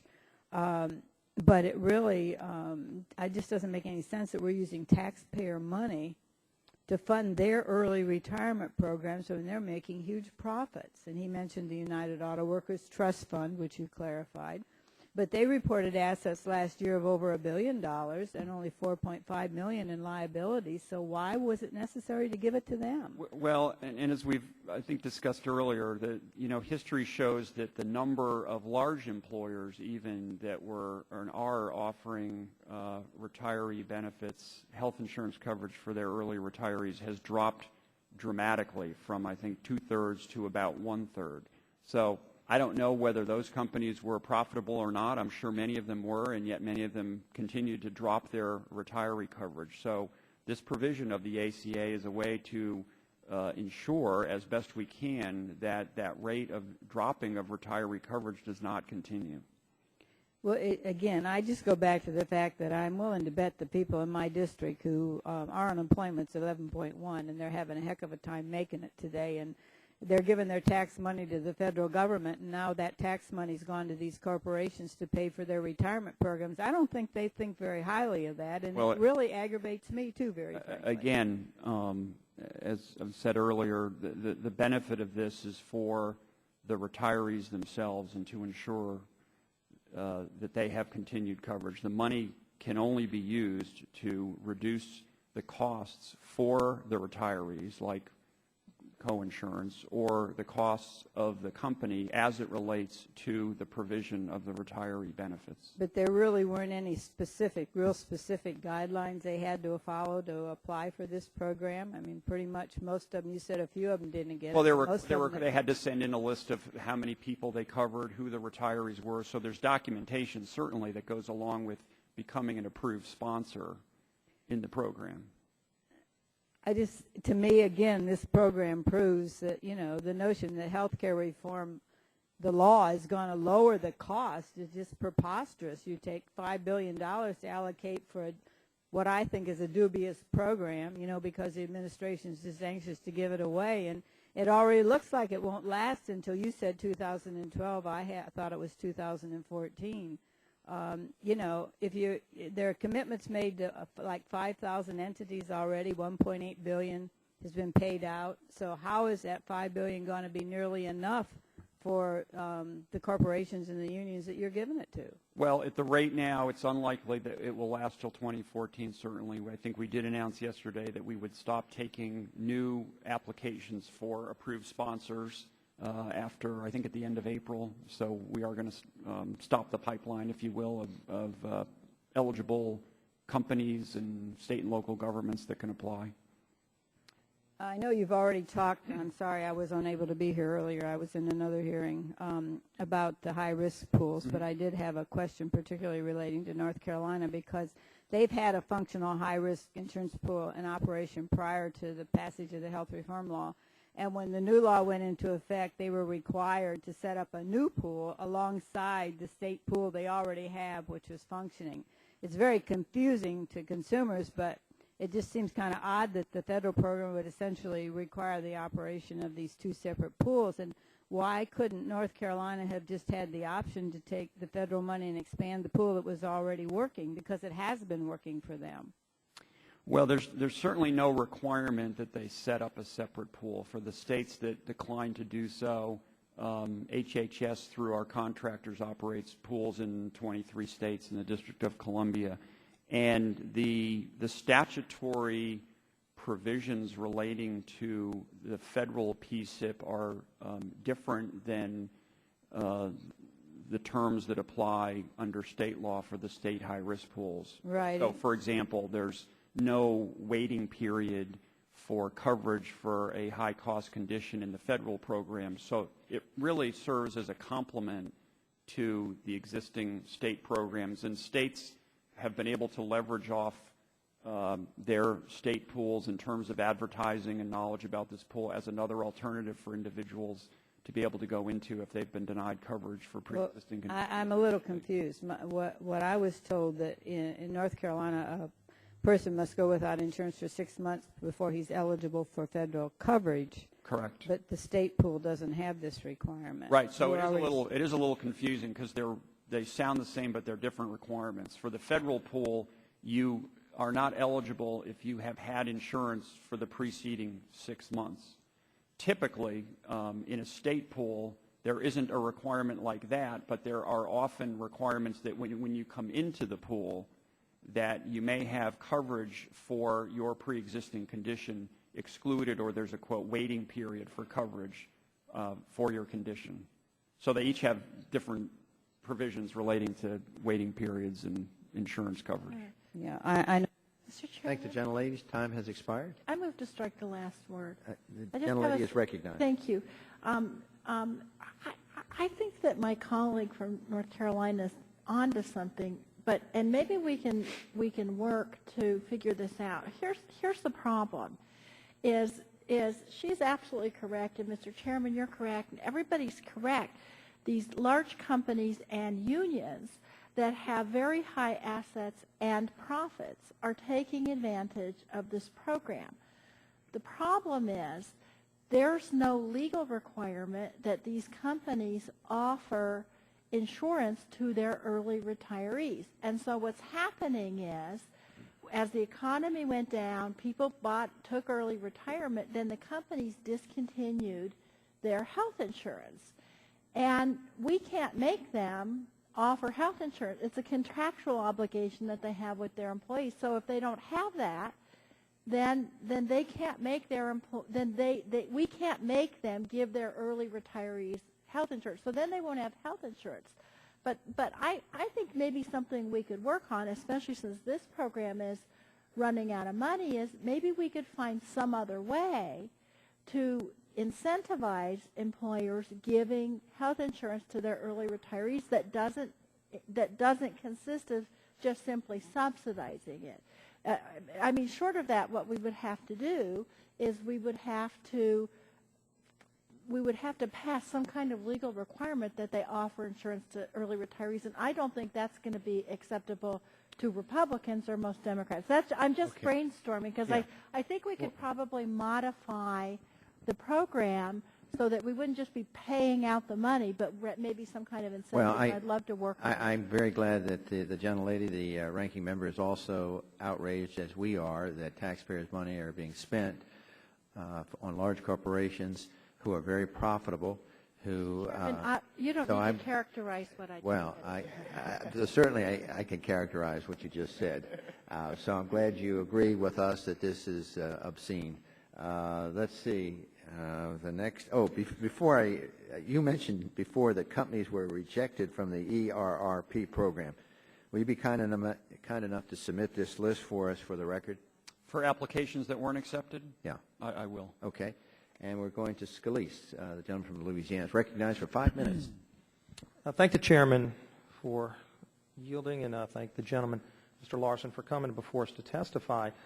One of the things as I look through this list, back during the beginning of this whole debate, I think everybody recognized there were problems with the cost of health care and problems that needed to be fixed, like pre-existing conditions being discriminated against, that those of us that supported alternative legislation addressed directly without these taxes and mandates that are creating all of these problems. In fact, our bill was scored to lower the cost of health care by 10%. What we're seeing now, and I think one of the reasons you're seeing so many of these companies on this list come to the federal government saying, give me taxpayer money so that I can fund early retiree programs, is because what these companies are seeing is since Obamacare has passed, the cost of health care has dramatically increased.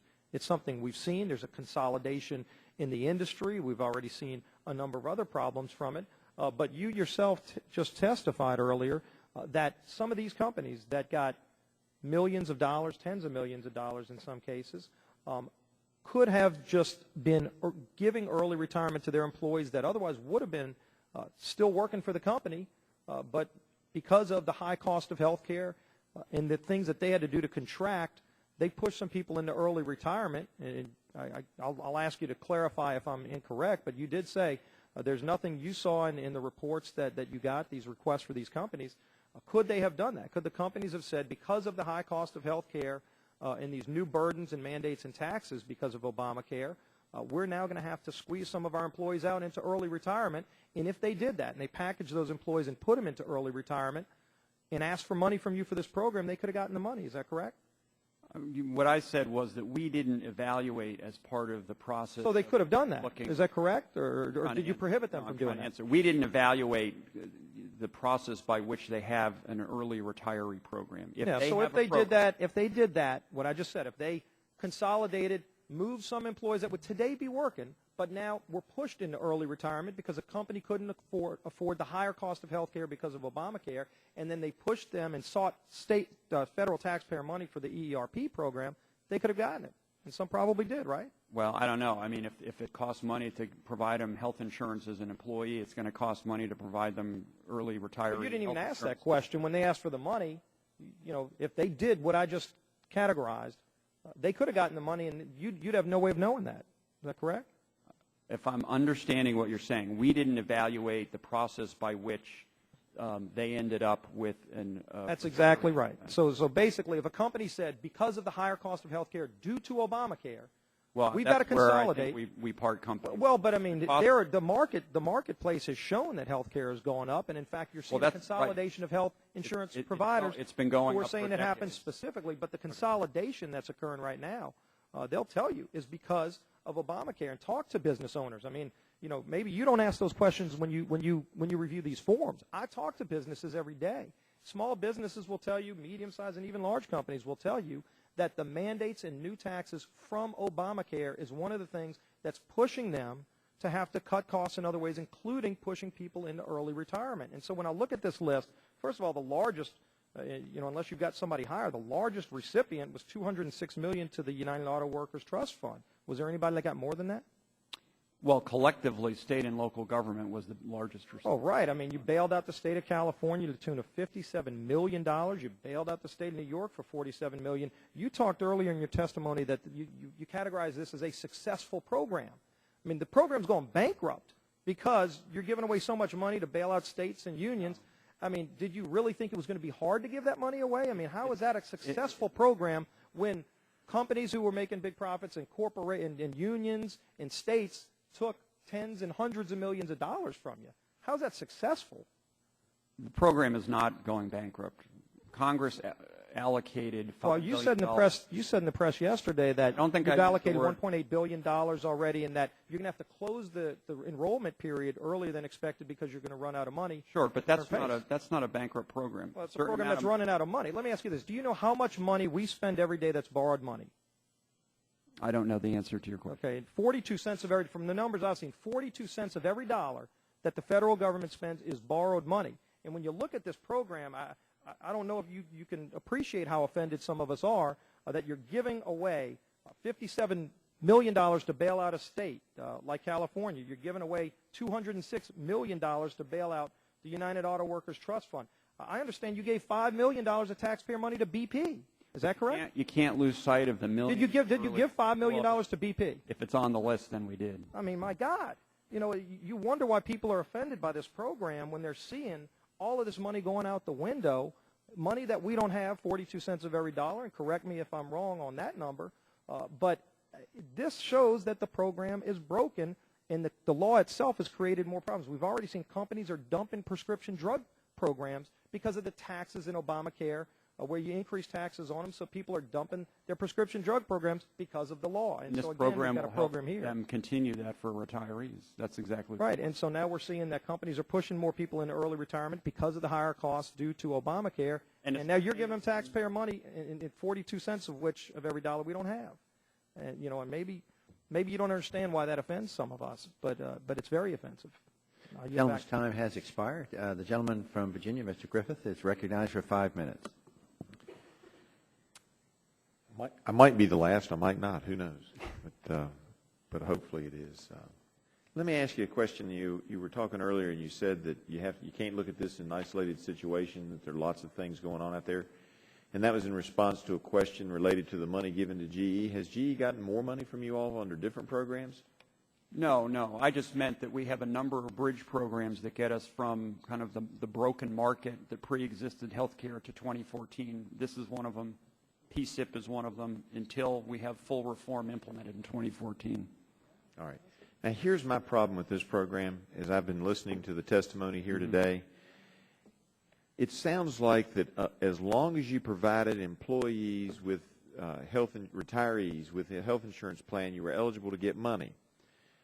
And I'm just wondering, you all set up the regulations for this. Why wasn't there a requirement that there at least be some indication that the company, following what you have said was the reason for it, that the company was not going to provide it? Because it sounds like to me from what I've heard that what you all have said is if they provide the benefits, they get the money. But we did it because we were afraid they were going to discontinue. So we may very well as taxpayers have given an awful lot of money to big companies like GE and AT&T and all the other ones that have been mentioned here today who had no intentions. But like any good business, if the federal government is handing out candy for free, they're going to take it. And they have the people who are able to go out there and look for it, where we may have actually shortchanged, if this is what you were trying to do, some small businesses or micro businesses even that might have been wanting to do this but had no clue there was a program like this. And I'm just wondering why you didn't have regulations that it would at the very minimum have required that the companies state they were going to discontinue their program if they didn't receive assistance within 90 days. Yeah, well, we tracked the statutory provisions when we put the regulations together, but I'm not sure we would have been able to get those representations in advance of the program. So we were in such a big hurry to get Obamacare on the books, to get Obamacare into place, that we didn't bother to take a look at what was going to happen to the taxpayers. Is that what I just heard you tell me? We had to get the program started. We couldn't take time to make sure that we weren't just giving money to giant corporations who had no intentions of discontinuing their health insurance to retirees. That's the way I heard what your answer said. Well, we had statutory deadlines under which we wanted to get the program operational. But that's not why we didn't do as you suggested. We implemented the program as it was set out in the provisions of the Affordable Care Act. How much notice was there? You said that most of the beneficiaries were state and local governments, and I'm just wondering, did the Virginia VRS get any of this money? I'd have to go back and look at the list. I'm not sure. Yes. I mean, I'm just wondering because, based on your criteria, they would have. I think all qualified. That's all right. They'll get me an answer later. Other than just looking at the bill itself, and I'm glad you found yourself constrained by the bill, because we've had some other agencies in here that seem to think they can make up the rules as they go. But in that regard, you don't think you had the ability to create a regulation or a rule that would say that you had to be getting ready to discontinue your benefits in order to hand out these checks? I will confirm back to you, but I don't believe, and I wasn't here when we drafted those regulations, but I don't believe that we saw the statute as creating the type of program that you just described. Okay. But we'll confirm that with you. And you just came in what, December, January? Well, as the head of the SCIO, I was running oversight, but not ERRP. Okay. Yeah. So these regulations would have been the previous initial name, which, what was that, SCIO, before they changed the name? Yeah, OSIO. OSIO. And so that would have been, the regulations would have been created by that administrator at that time? Well, it was the same individual. I'm just saying I wasn't personally involved in the regs at that point, but I'm just saying I believe that we did not conclude that we could have created a kind of a needs-based program as you just described. That would have been the same fellow who got hired 5 weeks before the bill passed, but was hired under the authority of the bill that had not yet passed, would it not? You were here for that testimony earlier. I was too. So I am correct, am I not? What you're referring to, I'm not sure I agree with the characterization. I'm just repeating what he said. All right. Mr. Chairman, I yield back my time. Thank you. And if my colleagues, we're going to go one more round here. So, Mr. Larson, I appreciate your patience staying through we voted. And, following up with Mr. Griffith just said, is there any way you can confirm that all these companies that my colleagues have talked about, that when they said that they are going to drop their coverage, do you have the ability to go back and certify what they say is correct? And maybe there's, under the current program, they are not required to certify. No, my question is, right. GE comes to you and said that we cannot pay for all these employees that are doing an early retirement. Right. And we need $36 million. And you say, okay, you look at it and you give them the money, but you certified that all these people would lose their, yes. Mr. Chairman, if you would yield for just a second. Sure. My concern was, and I think his testimony was that they didn't even ask that question. Right. So I'm following up. Oh, okay. Not only did they not ask the question is, do you have anything in statute that says you should have certified this and you didn't? So my question is there something in statute that says you have to certify that they will lose their coverage? No. And did you do that? So No, there's nothing in statute that says that you have to certify that they will indeed lose their No, coverage. the CEO has an attestation that the information that they're providing in connection with the application. So the CEO does this and that. No, but just to be clear, the CEO doesn't attest, nor does the statute provide for a requirement. Well, how do you prevent somebody from telling you that these employees are going to lose it? No, all they have to do is tell us that they have an early retiree program. Right. And provide the documentation for the claims that satisfy the statutory threshold. They, of course, must continue the program. Do you have an outside source or anybody that confirms in your office that what they provide as these papers are accurate? Oh, yeah. We audit and validate the claims data that they provide. Uh-huh. But, again, they're not representing to us, nor does the statute require them to represent that if they don't get the money, they won't continue their program. I mean, is it possible that a lot of companies will come in and say they need the money? After they see this list, they'll come in and say, I need the money. They'll submit the papers to you, and they really have a profit that they could cover it themselves.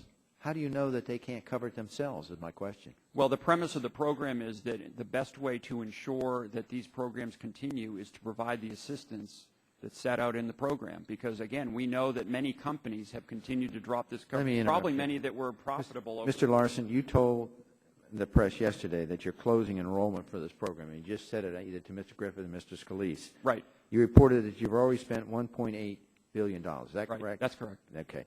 Is that all that is accounted for today, or are there additional claims that have not yet been included in that report?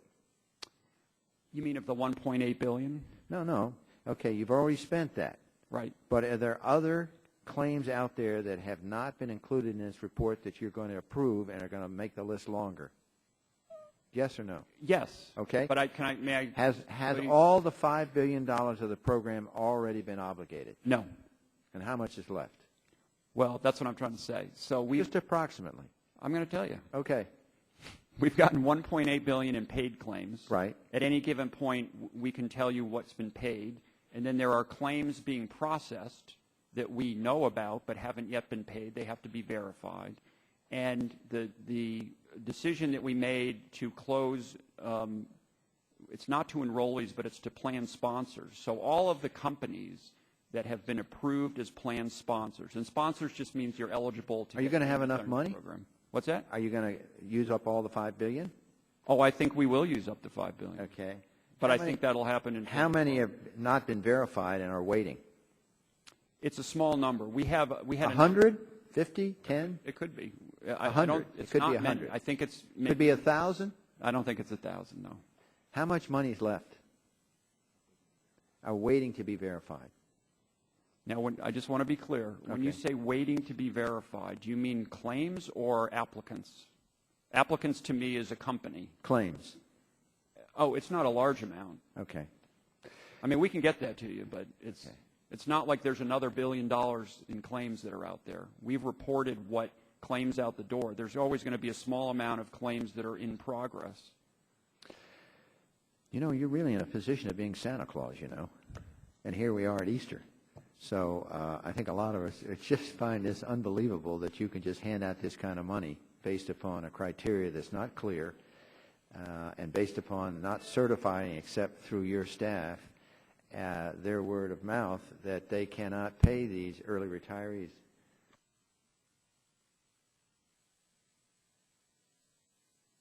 And then I think you said that you're going to close this down, but refresh my memory, wasn't this program supposed to go to 2014 originally? Isn't that true? Yeah, ideally. Okay. So the fact is that you've ran out of money, so that's why you're going to force to close it. So, I mean, isn't this a bad reflection on this program that the fact is that you're running out of money? It's supposed to last I think it's a reflection of the success of the program because there are a lot of companies that have. Can I tell you an honest secret? Everybody takes free money. If you can get free money, I think you and your friends and neighbors would take the money if it's free. So you're going to always run out of money if it's free. With that, my time has expired. I'd like the ranking member. Thank you, Mr. Chairman. So the title of this hearing today is the PPACA's high-risk pool regime, high-cost, low participation. So really the entirety of the questions on the other side have been about the early retiree reinsurance program, so I guess we can stipulate that the PPACA's high-risk pool regime is in pretty good shape. So the first thing I want to do, Mr. Larson, is thank you for answering all of these questions that I don't know how prepared you were to come and answer them, but I certainly had not been briefed by the majority staff that they would be focusing this hearing on this topic. So I think you've done an admirable job trying to answer these questions about this other program. I want to try to clarify some things for some of the members who perhaps don't understand the basic facts of the early retiree reinsurance program, and maybe even for my own edification. What is the purpose of the program? Briefly, Mr. Larson. The purpose is to ensure the continued availability of health benefits for early retirees that are provided by the range of applicants that we see. Okay, and that's people between 50 and 65 who have retired from their jobs. That's right. Many of them are employed by large corporations or, correct? All right, but many are not. Many are not. And about how many individuals have enrolled in this early retiree program? Well, to clarify, we don't enroll individuals. Right, you enroll the companies, but how many? There are about 5,000 plus, maybe 5,900 sponsors. And how many employees are involved in those? Well, I think at least 4 million early retirees are in programs that have benefited from ERRP. So by millions of people. The way the law was set up as this bridge program till 2014 is that the companies and the union trust funds and others could sign up for the program, and then they would use that to insure the employees. So there's like 4 million people who might not have insurance right now who are getting insurance, right? Yes. And if those 4 million people, as far as you know, the companies are not obligated to offer insurance to those early retirees. You don't know one way or the other, right? We don't know, but I'll also believe that even profitable companies are known to stop providing retiree benefits, health insurance benefits to their retirees. Right. So, you know, this program is modeled on the Part D Medicare drug benefit that the Republicans passed last time they were in the majority, which gave $70 billion to companies to provide drug benefits to seniors. Is it that correct? There can be parallels there, yes. Okay. Now, do you know that large firms who provide workers with retiree health coverage dropped from 66% in 1988 to 29% in 2009? Yeah, it's a big problem. It's a big problem because it leaves people between 50 and 65 who are not eligible for Medicare yet, but many of whom have pre-existing conditions or health problems going out into the individual insurance market and trying to buy policies, right? That's correct. So if we hadn't have done some kind of a bridge like this, then that would have potentially left millions of Americans out there with, it would have added to the number of uninsured until 2014 when they can enroll in the exchanges and so on, right? That's exactly right. Now, look, I'm not sure that, even though maybe this is modeled on the Part D program, which just gave $70 billion to companies, maybe the way we've got it structured is not perfect. Maybe as we go forward, since it's been so popular, we should require employers to certify somehow that they're not going to be able to offer these benefits. But the bottom line is the benefits ultimately inure to the employees, not to the employers, right? Correct. And that's 4 million people that might not otherwise have health insurance, correct? That's right. Thank you. Thank you, Mr. Chairman. I yield back. All right. Gentleman yields back. The gentleman from Virginia for the second round of questioning. Thanks. Well, I thought it was going to be your last one. We were going to do a couple more rounds, apparently. I think that in response to my colleague, I think that the reason that you've gotten so many questions today is that the news didn't break until yesterday about the other program, and so a lot of folks were a little bit surprised that we were giving away the free money, so to speak, and that was the concern that you've heard a lot today. But I do think that there's some concerns that overlap with the program that initially this hearing was about. And that, and what I'm hearing in this is that you've said that the program for the retirement money, you know, it'll go till the $5 billion is used up and then it's over with. For the high risk pools, however, it looks like you all are spending money on that to a point where it may actually, that $5 billion may not be able to survive. And I look at not able to survive, meaning run out of the $5 billion before for the PSIP program. For the PSIP program, because you've got. I mean, I'm looking. We're going to work within that, but we're off to a slower start than was projected. But we believe that we're going to continually increase the rate of enrollment. Well, let's touch on that before I get back to the money issues. Okay. You're off to a slower rate than anticipated, and in fact, wasn't it anticipated that there would be about 375,000 people who would be involved in that program in 2010 alone, but there were only 12,000. So isn't, in fact, at least for 2010 and then even into early 2011, isn't, in fact, the program's been a failure? No, I wouldn't at all characterize it that way. Well, okay. I disagree, but that's all right. That's what life's about. Now, that being said, let's go back to the money issue, because it appears, according to, and I'm looking at some notes here that say the Washington Post reported on December 27th that New Hampshire has only about 80 members, but they'd spent double the $650,000, and then HHS agreed to give New Hampshire more money and is basically taking it out of money that they anticipated that they would be spending in later years. That's right. California has indicated that they think they'll spend over the life of the program $1 billion. And Alaska, while it only anticipates having 132 enrollees, anticipates spending $7 million or $56,000 $56,000 plus per enrollee. Looking at those numbers is why it looks like to me that even with the failed numbers of coming into the high-risk pools, that you're not possibly going to be able to do it on $5 billion. Isn't that a fair assessment? I understand your point, but I don't agree, and here's why. You don't agree, but it is a fair assessment. Reasonable people can disagree, but you would agree it's a fair assessment coming from my philosophical position. Would you not? I would not. All right. Well, go ahead with your position. So it's very early in the program, and there are certainly some states that are running ahead of their projections. So every state had to provide within their allocation projections regarding the number of members and the costs. And that was part of the contract. There are certainly some states that are running ahead of projections, meaning like New Hampshire, the people that they have are much more costly than they projected, so they're running through their money faster. There's many other states that are not running ahead of projections.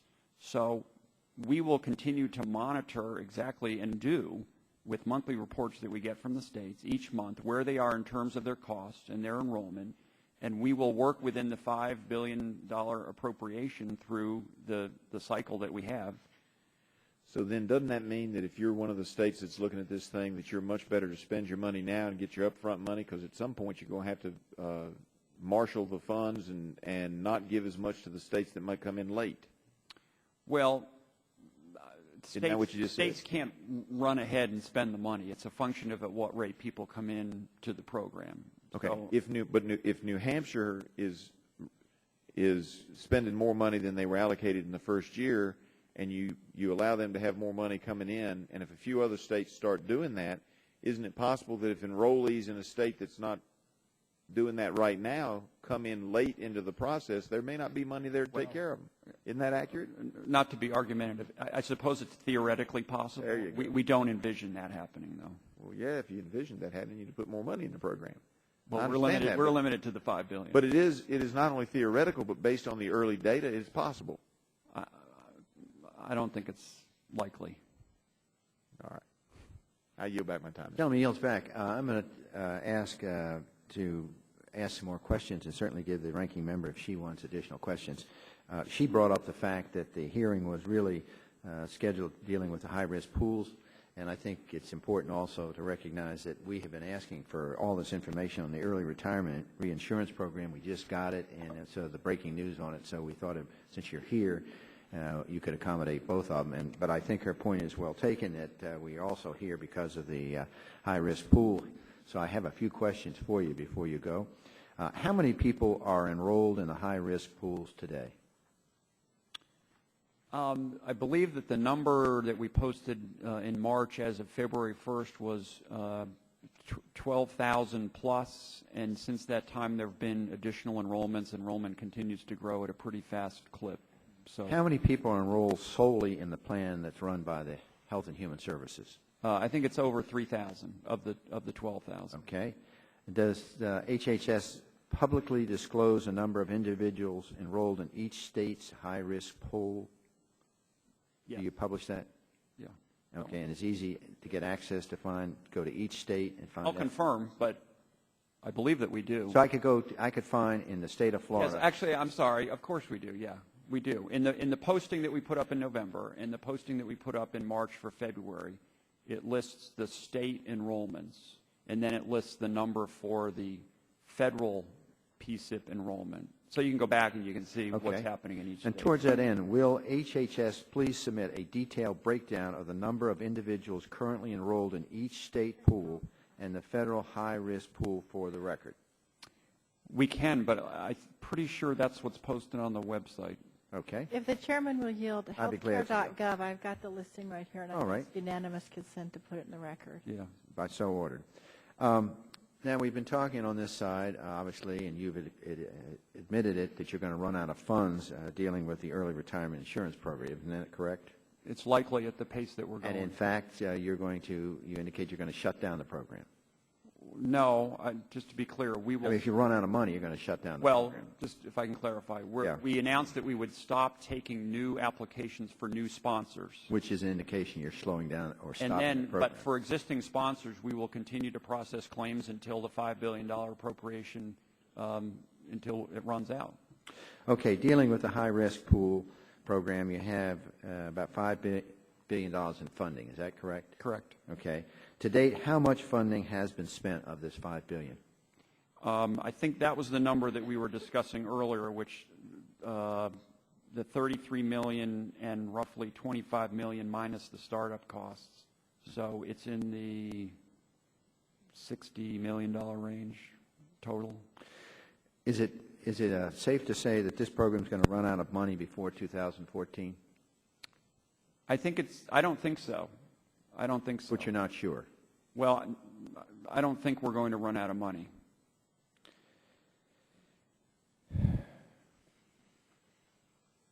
We've asked you for a number of documents related to creating the waiver process, and we've had previous hearings. Your response has been very slow in this process. Will you commit to getting these documents and emails to us next week? Is that, Mr. Larson? We are committed to continuing to produce the records that you've requested. We've continued to prioritize our production in response to requests from the committee. I know we've responded to many of them, but not all. I will do my best to get them to you as soon as we can. I'm not sure for those particular records I can commit under oath that I'll have them next week. Do you know it's been over 2 months since we've requested and we've had many, many requests from you and others that we're really trying to work on. We respect the committee's ability to get this information, and we will continue to push to get it to you. We've also asked for Medicare fraud estimates, and is that in your bailiwick? I will, but I'll take it back to my colleagues. Okay, you can ask them. Okay. Let me say thank you for your attendance here, and the ranking member, would you like to close? Any additional?